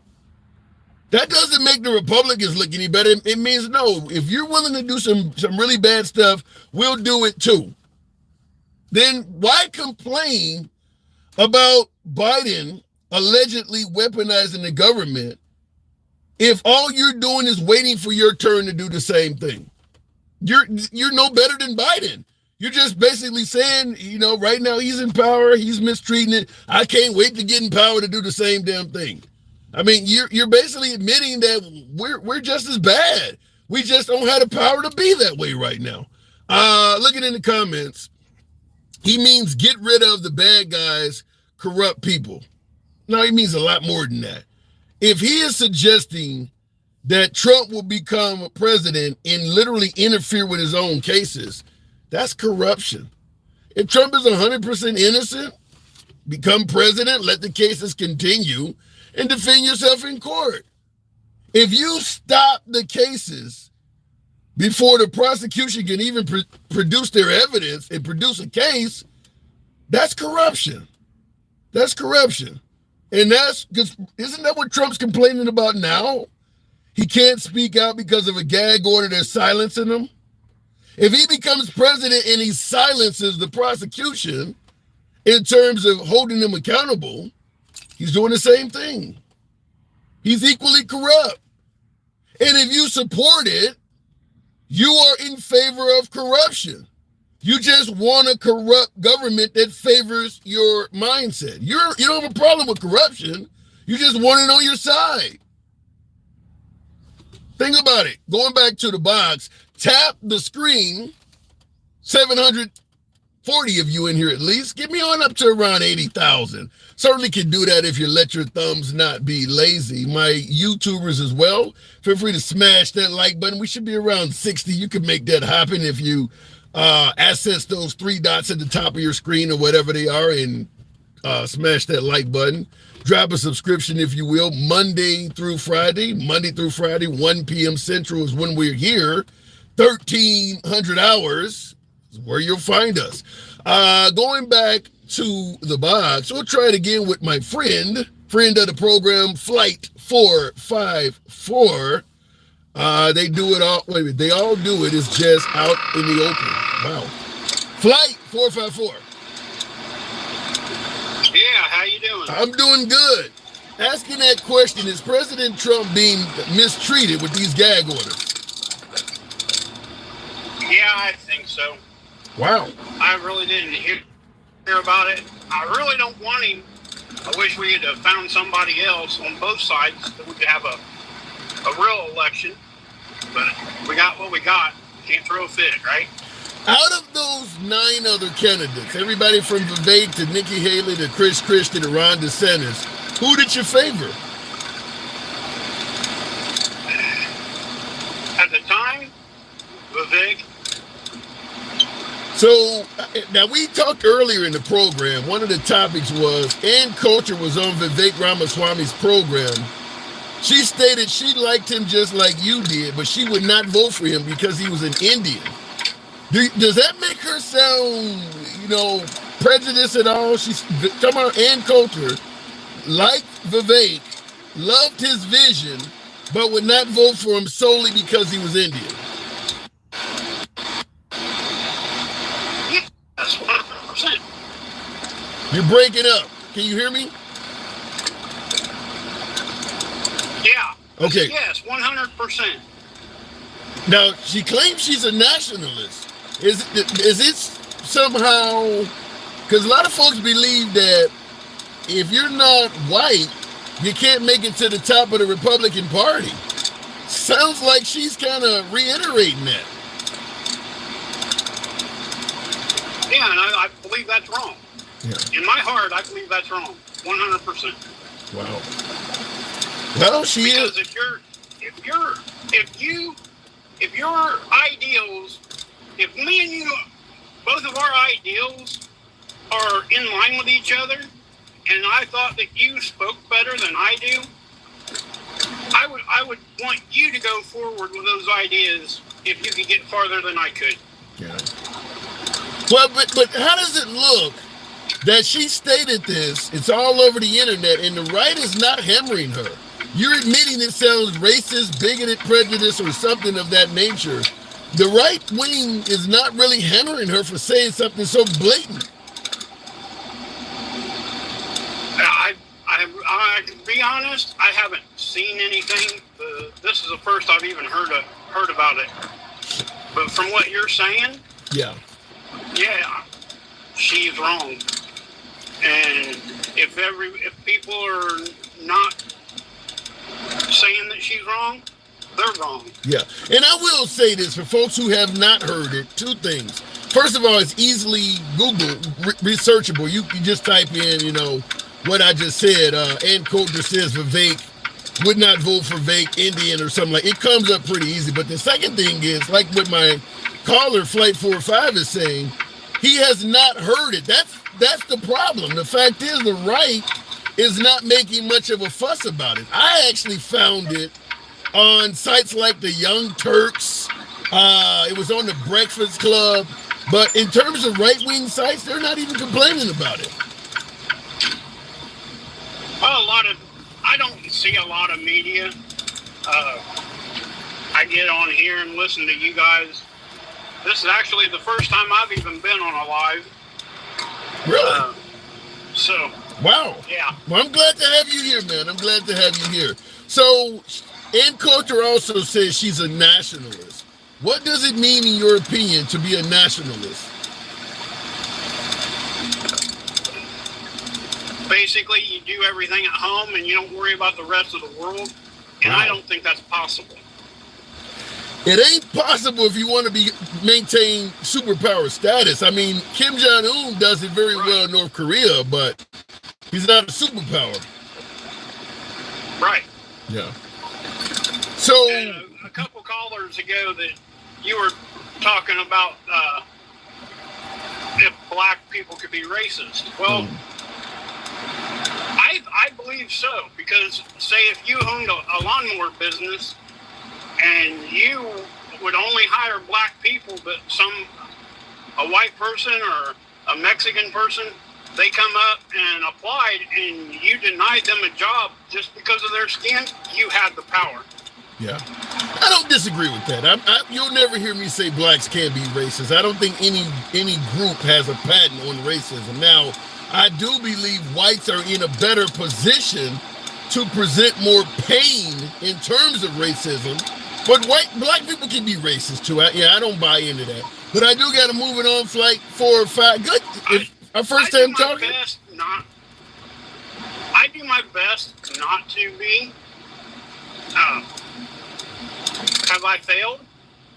Of course I have. I'm not perfect. Never will be. As far as I know, there's only one person that walked on water, and it sure isn't me. Well said. Appreciate you coming through. But I did have a question, though. Real quick. Go ahead. I've heard some of the things listening to you and about the Constitution and stuff, and I was wondering what you thought. Okay, so in school we learned about the Fifth Third Compromise. We all learned it, and to say that black people or Indians weren't people is wrong. It's immoral. But what do you think would have happened if they would have agreed to giving one person status per black person or native?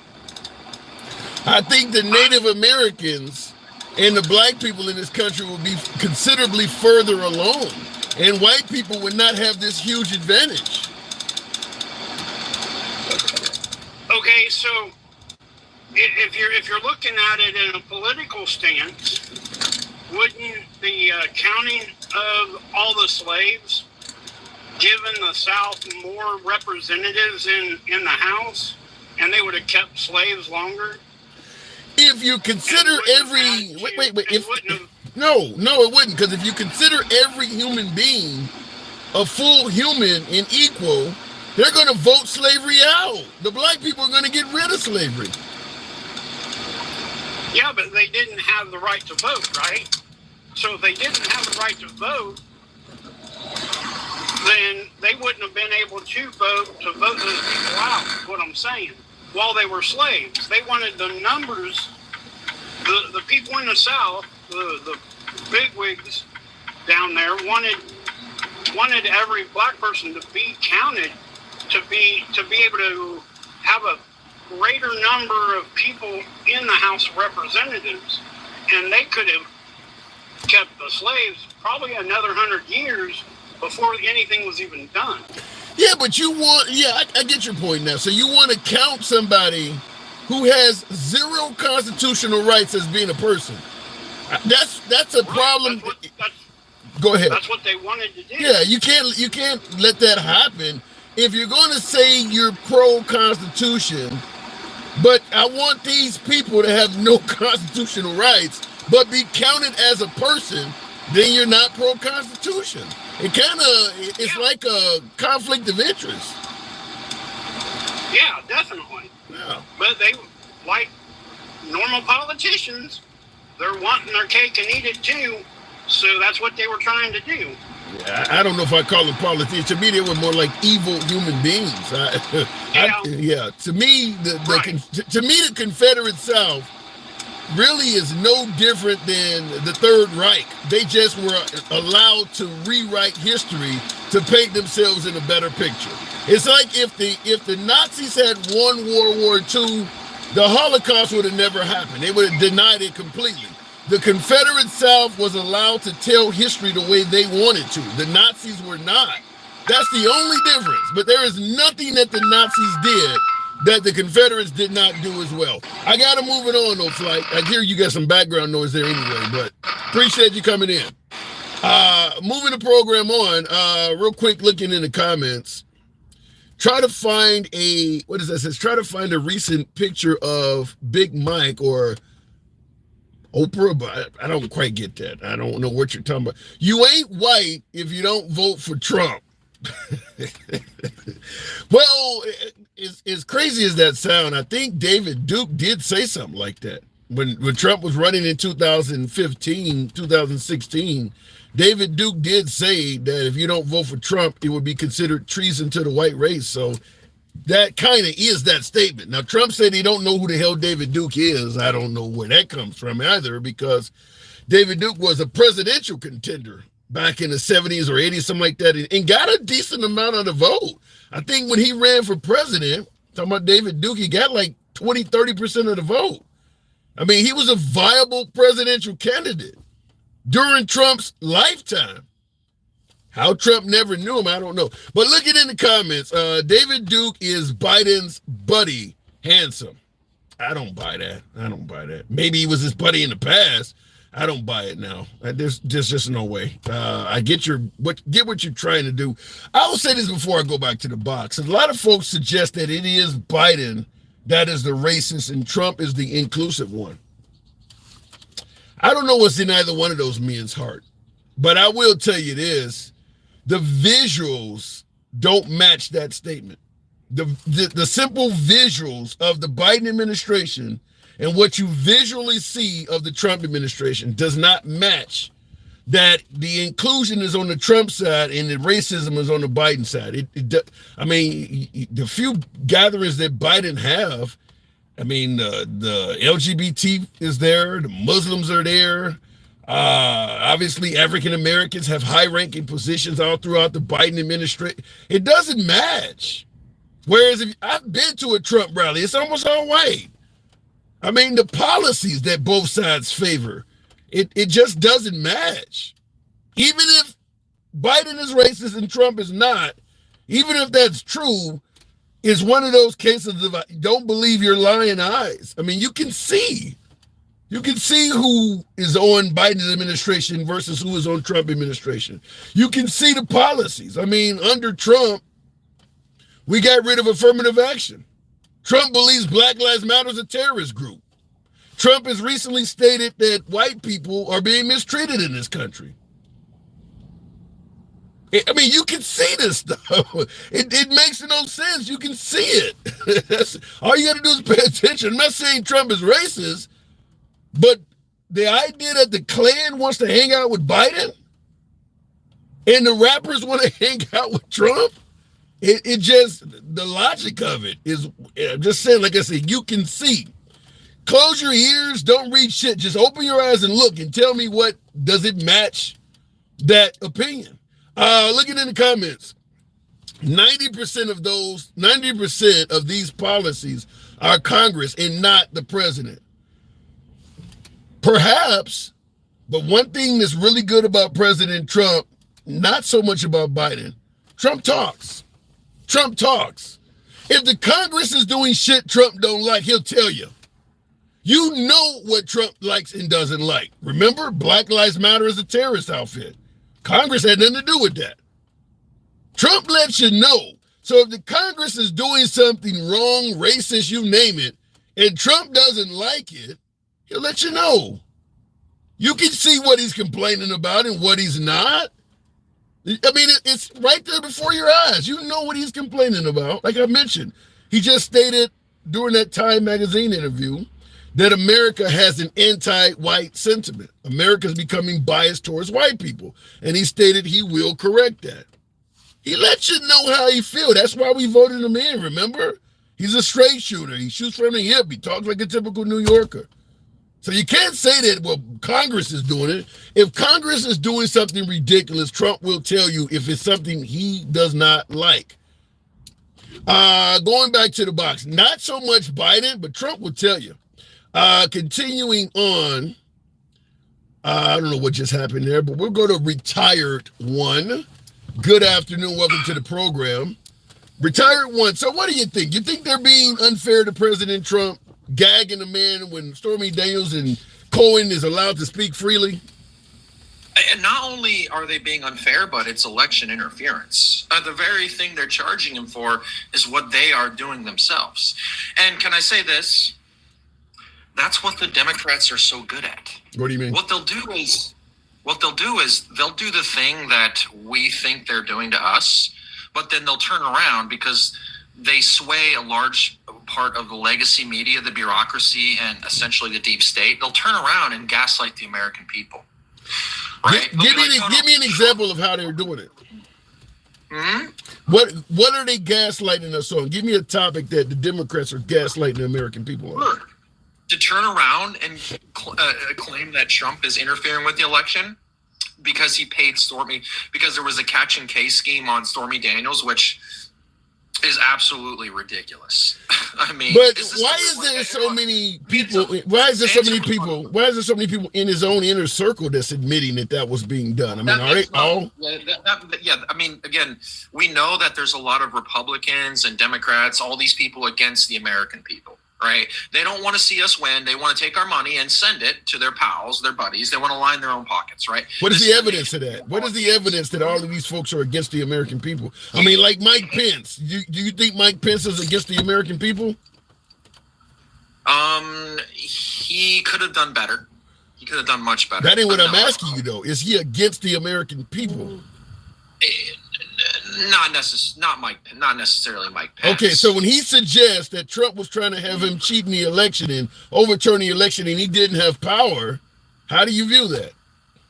And he did have the power to do that. Like, what do you mean? And it wasn't to overturn the election. All he had to do, they just needed a 10-day cool-off period so that they could look into each and every allegation. But they didn't do that, and it wasn't his fault necessarily, because I think what prompted it to move forward even faster was what happened on January 6th, right? Wait. Here's the issue with that. By the way, folks, tap the screen. Get me on up to 100,000. We almost got 700 of you folks still here. Tap the screen, show the program a bit of love, and same on YouTube. Tap that like button. The 10 days that you're suggesting Mike Pence could have held off the election gave Trump 10 days. By the way, even though Mike Pence didn't do it, Trump was still in power for 10 days after January 6th. The question I want to ask is this. Now that we can look back 3 years, that January 6th is over 3 years ago, would there have been anything that would have come out of those 10 days that would have made a change?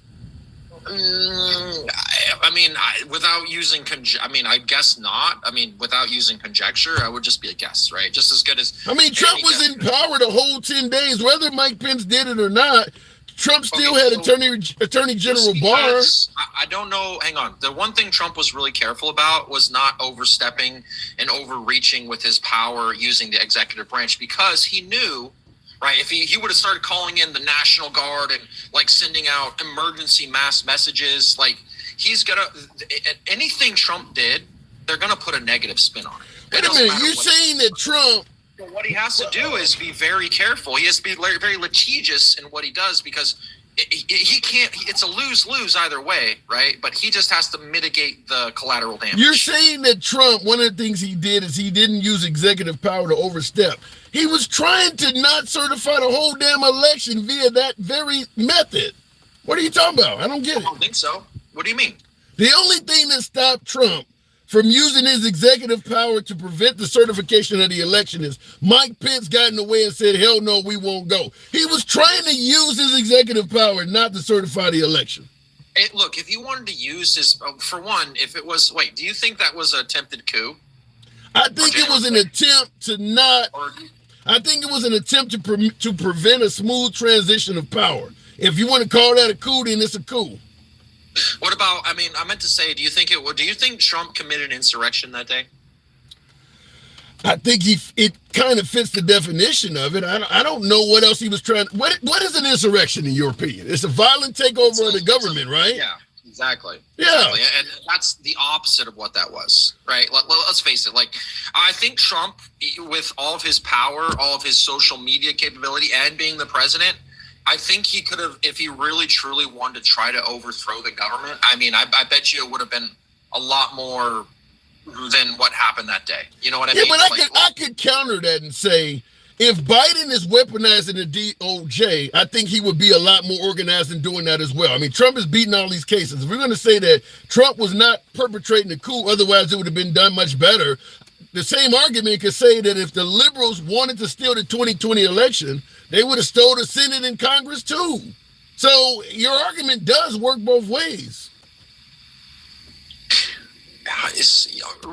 Right. So I agree. I'm not saying that Biden tried to overthrow the government. If anything, Biden didn't do anything. I don't blame him for anything, because let's face it, he's an empty shell of a man. He's not actually the leader of this country. Would you agree? Who's the leader? No, I don't agree. Who's the leader? What? Oh my God. Okay, so the leader is not Biden. For example, and the reason I'm using this comparison is, for example, do you think between the leadership between Trump and Biden, who do you think is just generally a better leader? Better talking to people, better at answering questions, better at just being awake and coherent? Well, one guy we're alleging has dementia, doesn't know where the hell he's at. The other guy's going to look me in the eye and say, fuck your feelings, and insult the hell out of me. That's my choices. So I'm not going to say the guy yelling, fuck your feelings, I don't care nothing about you, is a better choice. The one that's not politically correct and just tells you how it is. That sounds like a good deal to me, because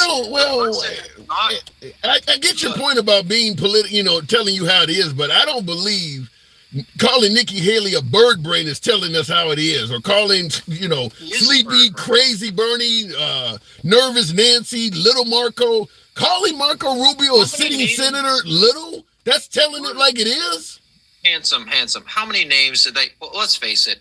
You guys started not you guys. I don't want to lump you into the same group, because I feel like you're moderate. You're in the middle. But the left, the bureaucracy, the deep state. You guys started playing this game first with Trump. You started to go after Trump Every single thing he did is a reverse on the media, legacy media. Everybody went after Trump, right? It's this whole conglomeration together to get Trump. But the only problem is there's a huge portion of the American people that believe that he was trying to help them. And that you could be right. That doesn't explain away the nicknames. That doesn't explain the way Barack Obama was born in Kenya. You're not you say he calls it like it is. The Barack Obama was born in Kenya is not calling it like it is. It ain't even true. It's just factually made up.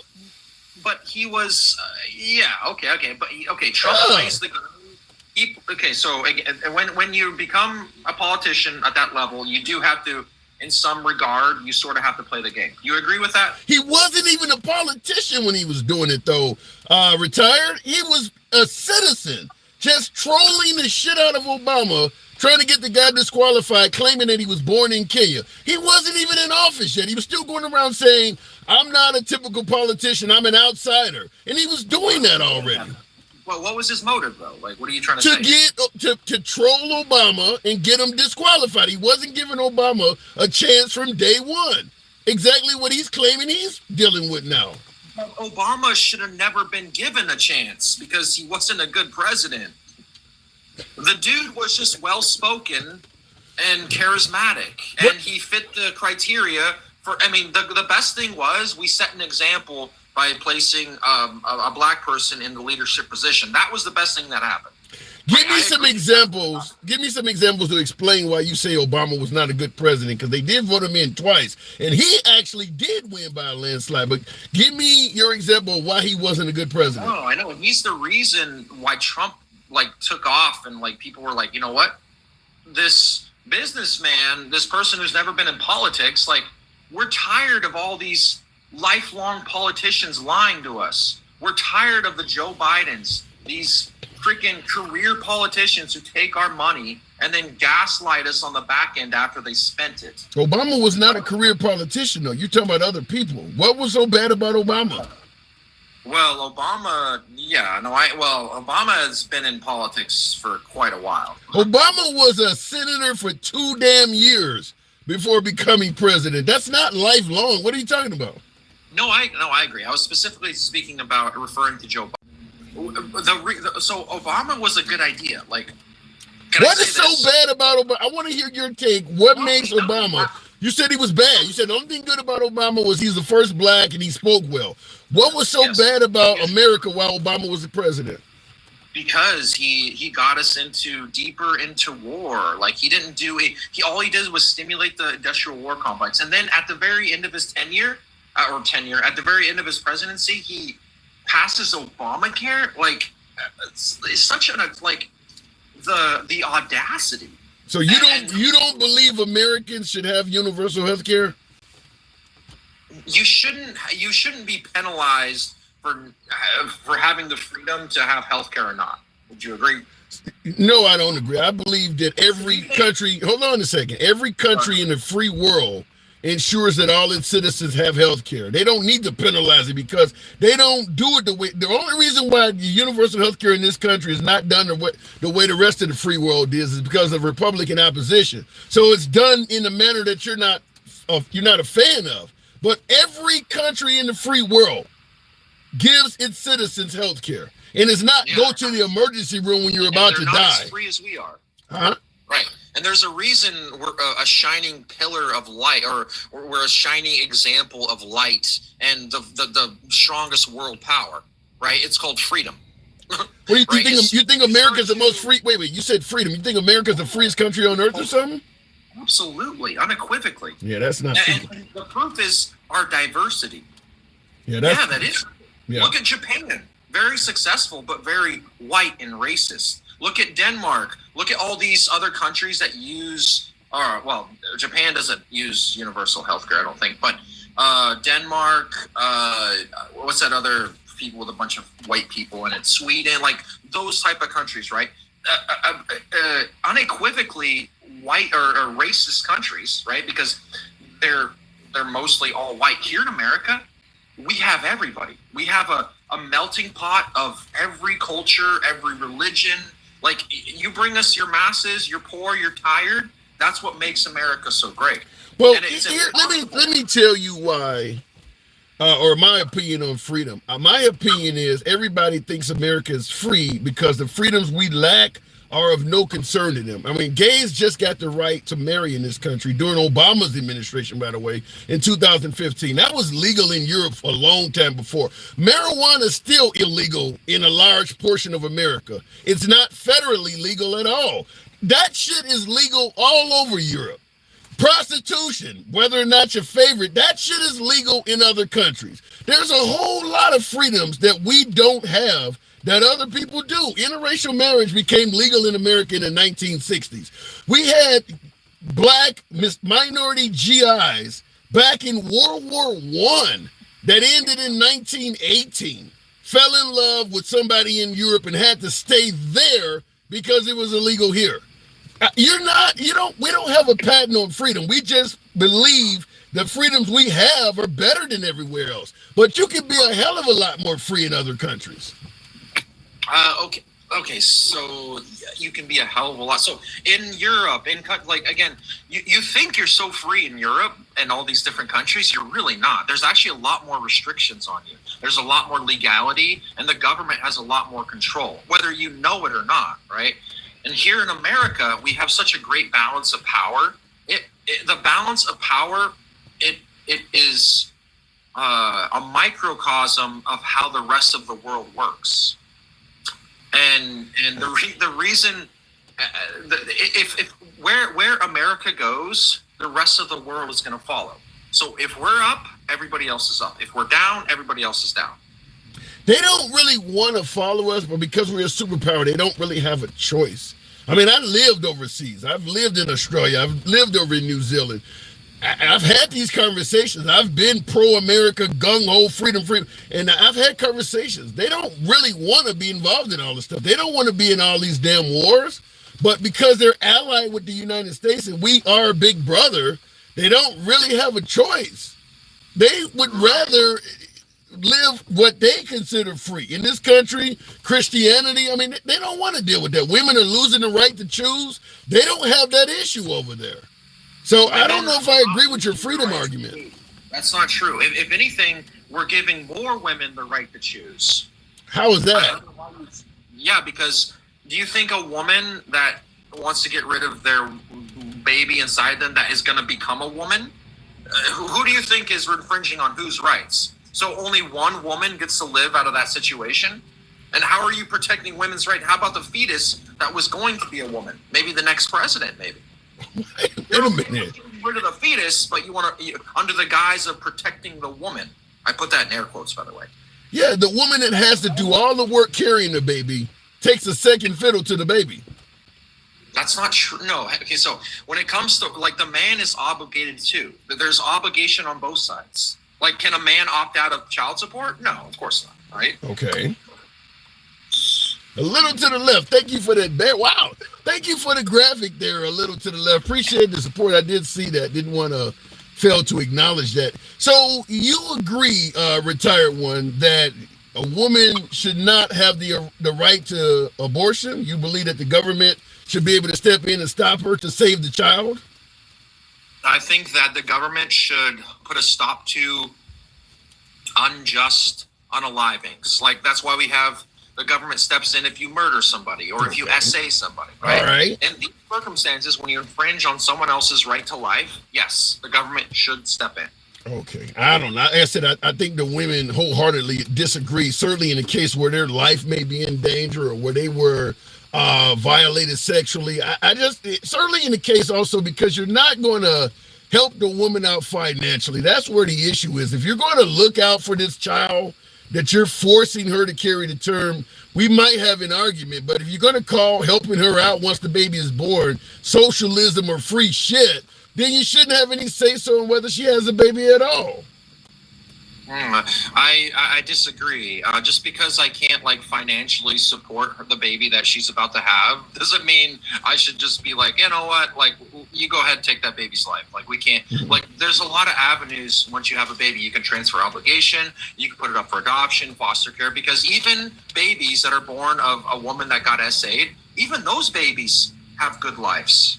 Even those babies are people and become women that have other babies and that love their families. So to say that one horrible action is going to justify another, I don't think that's a good argument. So what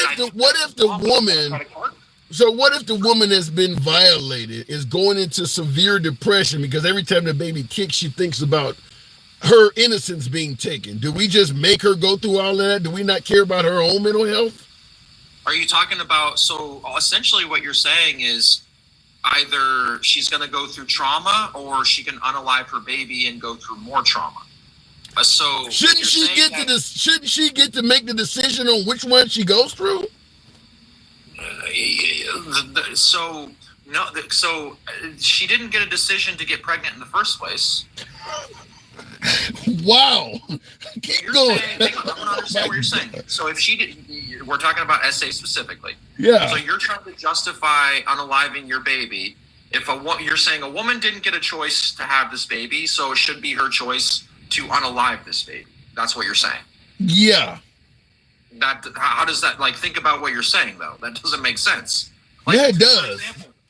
How about this? What if a woman gets, hear me out, what if a woman gets SA'd and it's a cryptic pregnancy? She doesn't know, like, for example, it's a cryptic pregnancy until she's like 7 months, the baby's viable, right? She's 7 months, she figures out, oh my God, I'm pregnant, right? From this SA. Now, should she then, because she didn't know she was pregnant at first, now the baby's 7 months old, viable, will live, can she lethally terminate that pregnancy? I'm not a fan of her doing it, but as I stated before, if this woman was violated, I don't have any say so on what she does. Even if it's at 7 months, I know it doesn't sound popular to some folks, but I'm not, as you stated, I can't afford to help her with this kid. I'm not going to adopt this kid. I'm not even going to be for sure that somebody else is going to adopt the kid. So, yeah, but it's not about you. Well, how come you're attaching your own personal feelings to this? Like, I'm talking about what ought to be. I'm not talking about my own personal feelings. I'm a man. I don't have a uterus. Like, I can't have, like, I don't care about that. But what we do have the right to care about is, for example, like, men should be able to write laws for women that get SA'd by men, right? Like, we're not women. I'm not talking about writing the law. I'm talking about taking the law out of it and letting her make the decision. Okay, when it comes down to life and death decisions, you're not going to come out unblemished. Like, there has to be laws. We have to protect human life. I don't get what you're saying here. I don't think a lot of people don't view an embryo at 1 or 2 months as a human life. It cannot function on its own. A lot of people don't view that. You're taking something, conception or 7 months, we can have a debate. But, first trimester, that's not a human life yet. It's not. That's why I did use, for the hypothetical, I used that 7 months. Yeah, we can debate. You'd have a lot more people agree with you at 7 months than 7 weeks. About here, okay, handsome, but here's the problem, though. And there's also a well-known study. They studied, I think there was a study that took a study for about approximately, I can show you the study, it's very well-known, about 1,500 scientists and 1,500 embryologists. They conglomerately, a majority of that study determined, and by the way, these are not people who are pro-life or pro-choice. And at the end of the study, they said that just because they had these views does not mean they think abortion is bad. I want to preface with that. But the study found that 99% of embryologists and scientists agreed that human life begins at conception. When the male egg attaches to the female egg, the male zygote attaches to the female zygote. Now, that's when they say human life begins, okay? That's the study. So let me ask you this then. Let's say, for instance, we get the laws you want where we're protecting life. Okay, so a woman is 2 months pregnant. She does not want to have the child, but the law says, according to you, you can't terminate a human life. So she walks in a hospital and says, I'm not trying to abort my child, but since you want to save the baby, I want you to induce me right now and take it. You can save it any way you want. I'm 2 months pregnant. Induce me right now and take it. Should she have the ability to allow this kid to pass? After all, it is a life. Take it out. If it's a life, take it out now and do what you want to do. Would you be okay with her doing that? Well, if so that's a tricky question because it's alive. Why is it tricky? It's alive. If it can function, take it out. Hang on. Because the earlier that you take it out, the higher likelihood of it unaliving is. So it is not a life at that point. It's still a parasite living off the host. No, that's It's exactly what a parasite is. It's eating off of your food. It's growing off of. If she dies, it dies. At that point, it cannot function on its own. It's a parasite living off the host. Viability? No, you're saying after or before viability? I said at 2 months. At 2 months. Yeah. Okay. Then no, that's a lethal. We have to terminate this pregnancy that could have been a viable life. Right. Could have been a viable life, but right now it's not. You're basically saying that 2 months it is not a life. It's a parasite. I already said at conception, which is like the first probably 3 weeks of pregnancy. That's when human life begins. Okay, then take it out at conception. Take it out. You can have it. You can't because it won't survive. Right, because it's not alive yet. It's still developing. It's not alive. Wait, that's no. Whether it can survive or not outside the womb is not determinative of whether it's alive. Hold on. You and I don't have shit hanging from our navel because we're able to survive on our own. If you got to be fed through your damn navel and you're living in an embryo sac, you're not alive yet. That's the reason why you needed to stay in her, because it won't function without her.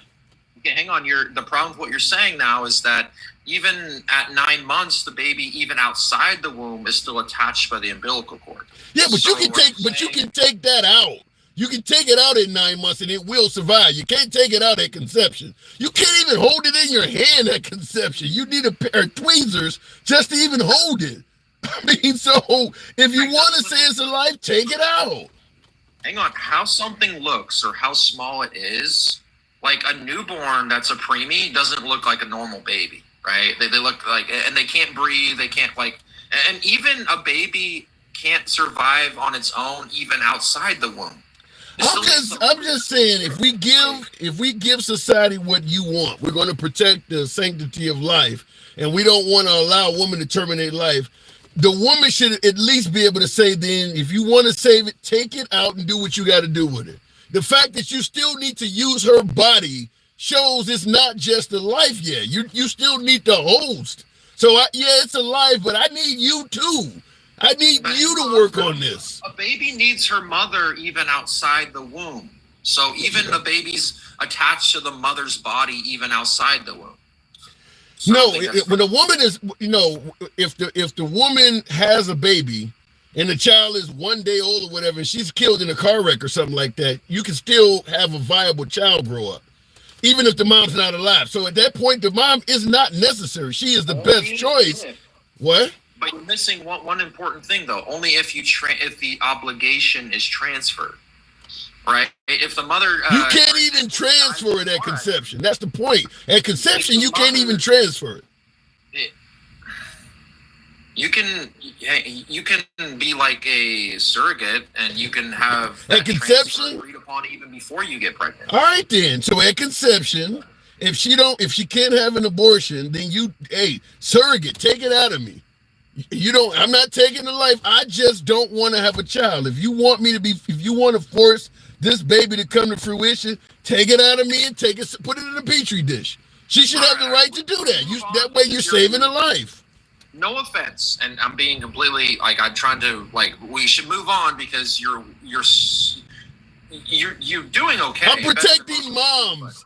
We should move on because I'm protecting moms, and you're taking their rights away. Good arguments, though. You've already moved the goalpost like 4 or 5 times. Okay. I've used reductios to implode your argument multiple times. In your opinion. Anybody that knows a pro-life or pro-abortion debate would agree. You're not winning right now. You know what I mean? Yeah, because you want to use that mom as an incubator to get your job done. So, no, they wouldn't agree with me. They believe you should be able to force that mom to participate. Wait, you can't straw man my argument like that. I don't want to use the mother's body for anything. I want the baby to use the mother's body for life. And you want the mom to have no choice in the matter. Yes. for obligation. Right. She just unalive this baby. That's it. That's like only like. Why is this so? You can put it up for foster care, adoption, do whatever you want. Just don't unalive it. Like I don't get why this is like a. This is so. I don't know why this is so complex. Because it is oppressive to women. There is a reason why the free world don't agree with what you're talking about. There's a reason why the United States didn't do it. Because it is oppressive to women. The only reason they think this is, like, for example, do you think the first woman that woman that ever gave birth, like to the first father that ever had a child, do you think they thought that was oppressive? Shit, when you go back to the first women, childbirth is so damn dangerous, she might have died. I don't know. She may have died in childbirth for all we know. People used to die in that shit. It's still dangerous right now to have a child. It is dangerous. Wait, so you're saying it was oppressive? They're like, oh my God, we're so oppressed. Like, we should have an option to get rid of our next baby. You think that's what they were saying? Like, come on. All right. I got to move it on. You know, we've had a good conversation. You're always welcome back. We don't agree on the damn thing, but that doesn't matter. Retired one or retired. I enjoyed the conversation thoroughly. Huh? I enjoyed the conversation thoroughly. I appreciate you. All right. Come on back through anytime. All right. Look into the comments. And I see some folks said that's absolutely oppressive. Yeah, I wouldn't want to be a woman in this environment.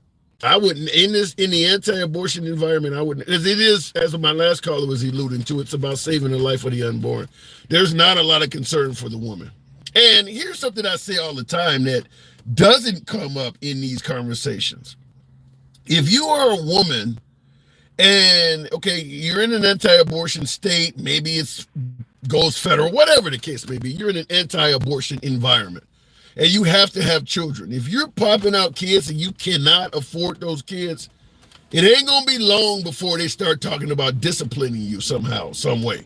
Remember, they're saving the life of the unborn. They're not helping financially with the unborn. So if you're popping out children that are going on the dough or the taxpayer's dime, the taxpayers are going to start complaining that something should be done to stop you from popping out children. This is the whole child support argument. Men are having children they can't take care of. We need to do something about these men and make them more responsible. And this is why all of a sudden, everything from taking wages to putting the guy in jail came up. That is going to happen to women too. Because we don't believe in taking care of people that are not taking care of themselves. If you don't work, you don't eat, remember? That applies to your kids too. There are states that are actually removing children's free lunch programs. The fact that you're a kid don't mean they want to take care of you. If your mom don't work, we don't want to take care of you either. That's how this country works. So if the mom is having a bunch of kids and she can't afford them, they're going to go after the mom. You've had 8 kids and you work at Walmart making $6 an hour or $12 an hour, whatever the hell they're paying. It's not going to be long before someone suggests castrating or sterilizing the mom. Isn't that what they suggest on dads? They lock them up. It will happen to women, guaranteed. Which is why I just stated there is nothing good coming down the pipe for women. It is all about saving the life of the unborn. I don't give a damn about the woman. It's kind of like the argument, or for many of you folks may be old enough that have seen Rocky IV. Remember Drago looking down at Apollo's lifeless body? What did he say? If he dies, he dies. That's kind of, yeah, she's going through some ailments. If she dies, she dies. Save that child. That's it. That is it. There's nothing good about the abortion bans coming down the pipe for women. It is 100% negative. It is about saving the life of that unborn. There is nothing good in it for women. You're losing a lot, including control. You're losing control. But I see in the comments, Ray is saying vote blue. There's a lot of female MAGA, though. I give shout out, I give accolades to my female MAGA all the time. There's a lot of women that are still voting Republican. So this isn't a deal breaker. But yeah, abortion it's going to be anti-women's. Call it what you want. It's saving the life of the unborn with little to no concern for the host, which is the mother. There's literally no concern about her. You don't hear anything being discussed that is favorable to that mom. It's all about saving that baby. Up to and including, as I stated, if she dies, she dies. That's kind of it. Looking in the comments, I'm female MAGA, but I know what a female is. The best birth control is being on the left. Yo, that came from Texas Moms. Texas Moms do it best. Shout out to Texas Moms do it best. She says she is female MAGA, and she knows what a female is. That would be a direct dig at the transgender community, of course. And she states that the best birth control is being on the left. So if she's hanging around a bunch of Democrats, she no longer is sexually functional. No desire to be with the left. All right, fair enough. Cute. There is a special story in the Bible for baby killers. The story of Millstone. You know, and that came from, what does that say? Snot Rocker. I'm assuming you're probably correct. The Bible would not be a fan of abortion. But we do a lot of shit the Bible would not be a fan. I don't think the Bible's a fan of the rapists, murderers, poison in the blood of this nation, vermin. I don't think the Bible would be a fan of that. I don't think the Bible would be a fan of calling universal health care free shit and not wanting to take care of the downtrodden. We're not biblical in this country. We pick and choose when we're going to honor the Bible and when we're going to make sure we bring home enough money to live a luxurious life. When it comes to capitalism, the Bible be damned. I'm all about me, and improving my finances. The Bible can take a rest when it comes to money in America. We definitely put money over the Bible. We're not interested in helping out our fellow man and shit like that. We're interested in growing our budget, growing our finances. We don't give a damn about the Bible when it comes to that area. Other areas, maybe so. But we absolutely pick and choose what part of the Bible we favor and what parts we don't. Otherwise, you never would have had some of the darkest periods in American history if we were truly biblical. There's no way in the hell. I mean, what part of the Bible talks about 3/5 of a human being? Is that in the Bible? That's just some shit people made up to try to get paid, to try to get more money. That ain't in the Bible. Have you seen the Last Supper where one loaf of bread is given to each person at the table? That's socialism. He didn't charge each person at the table for a piece of bread.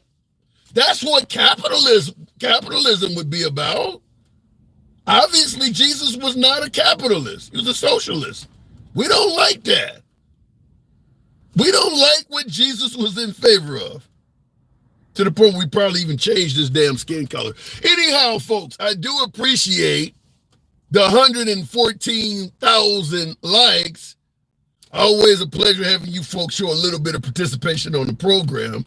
It is Friday indeed. It is your boy Tim, the handsome liberal. Catch you guys on the next show.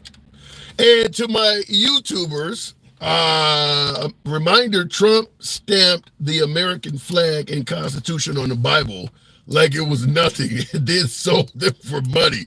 Yeah, that's what I'm talking about. Selling Bibles. Is that something Jesus will be okay with, selling the word of God for a premium price?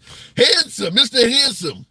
You say a 2-month-old baby in a woman is a parasite. I'm sure Jehovah God does not see it your way. I don't know how you can change the definition of a parasite. A parasite needs the host to survive. If the 2-month-old baby cannot survive without the mom taking in nutrition, it's a parasite. It's an awful thing to call an embryo or a fetus, but that's exactly what it is. It's living off the host. It is a parasite. Jesus beat up people for selling stuff out the church. Wow, I've never heard that before. Heaven will probably be a socialist place too. Yeah, otherwise they charge you at the pearly gates. You can't afford it to get in the club if you don't meet the cover charge. That's what normally would happen if heaven was a capitalist area. So yeah, it's going to be socialist. If you find yourself, by the way, you don't live in the best parts of society if you don't have enough money. So in heaven, there would be ups, there would be haves and have-nots. No, heaven definitely is a socialist environment. We're the richest goddamn country on earth, laugh my ass off, and there'd still be private healthcare options. Yeah, because capitalists don't like to share. Look, I'll give you a few bucks, but I don't want the government to force me to help you. Meaning it leaves a wide open avenue for there not to be enough money. I mean, there's a reason why welfare and all these programs were created. People weren't sharing enough on their own to make it work. They had to step in and do something because the haves were not sharing enough. Look at what we got now, where you got corporations that don't even want to raise the minimum wage. These ain't people trying to live off the system. They're going out and doing a damn day's work, and they don't want to pay them right. So if you don't force the haves to look out, they won't do it. They won't do it. And the evidence is everywhere. Preach, playa. Thank you, 40 FM. Thank all of you folks for tuning in. 66 likes. Wow, a lot of you folks did smash that like button. I do appreciate that this Friday. We'll probably be on later this evening. Nevertheless, Monday through Friday, 1 p.m. Central, 1300 hours, is when you will find me, us, because it ain't my program, it ain't your program. I consider it to be all of our program. So yeah, 1 p.m. Central, feel free to drop in, if you will, anytime. It's uncensored. That's the way we do it. America says MMK. I like it. America, fuck yeah. Catch you guys on the flip side. I got to go.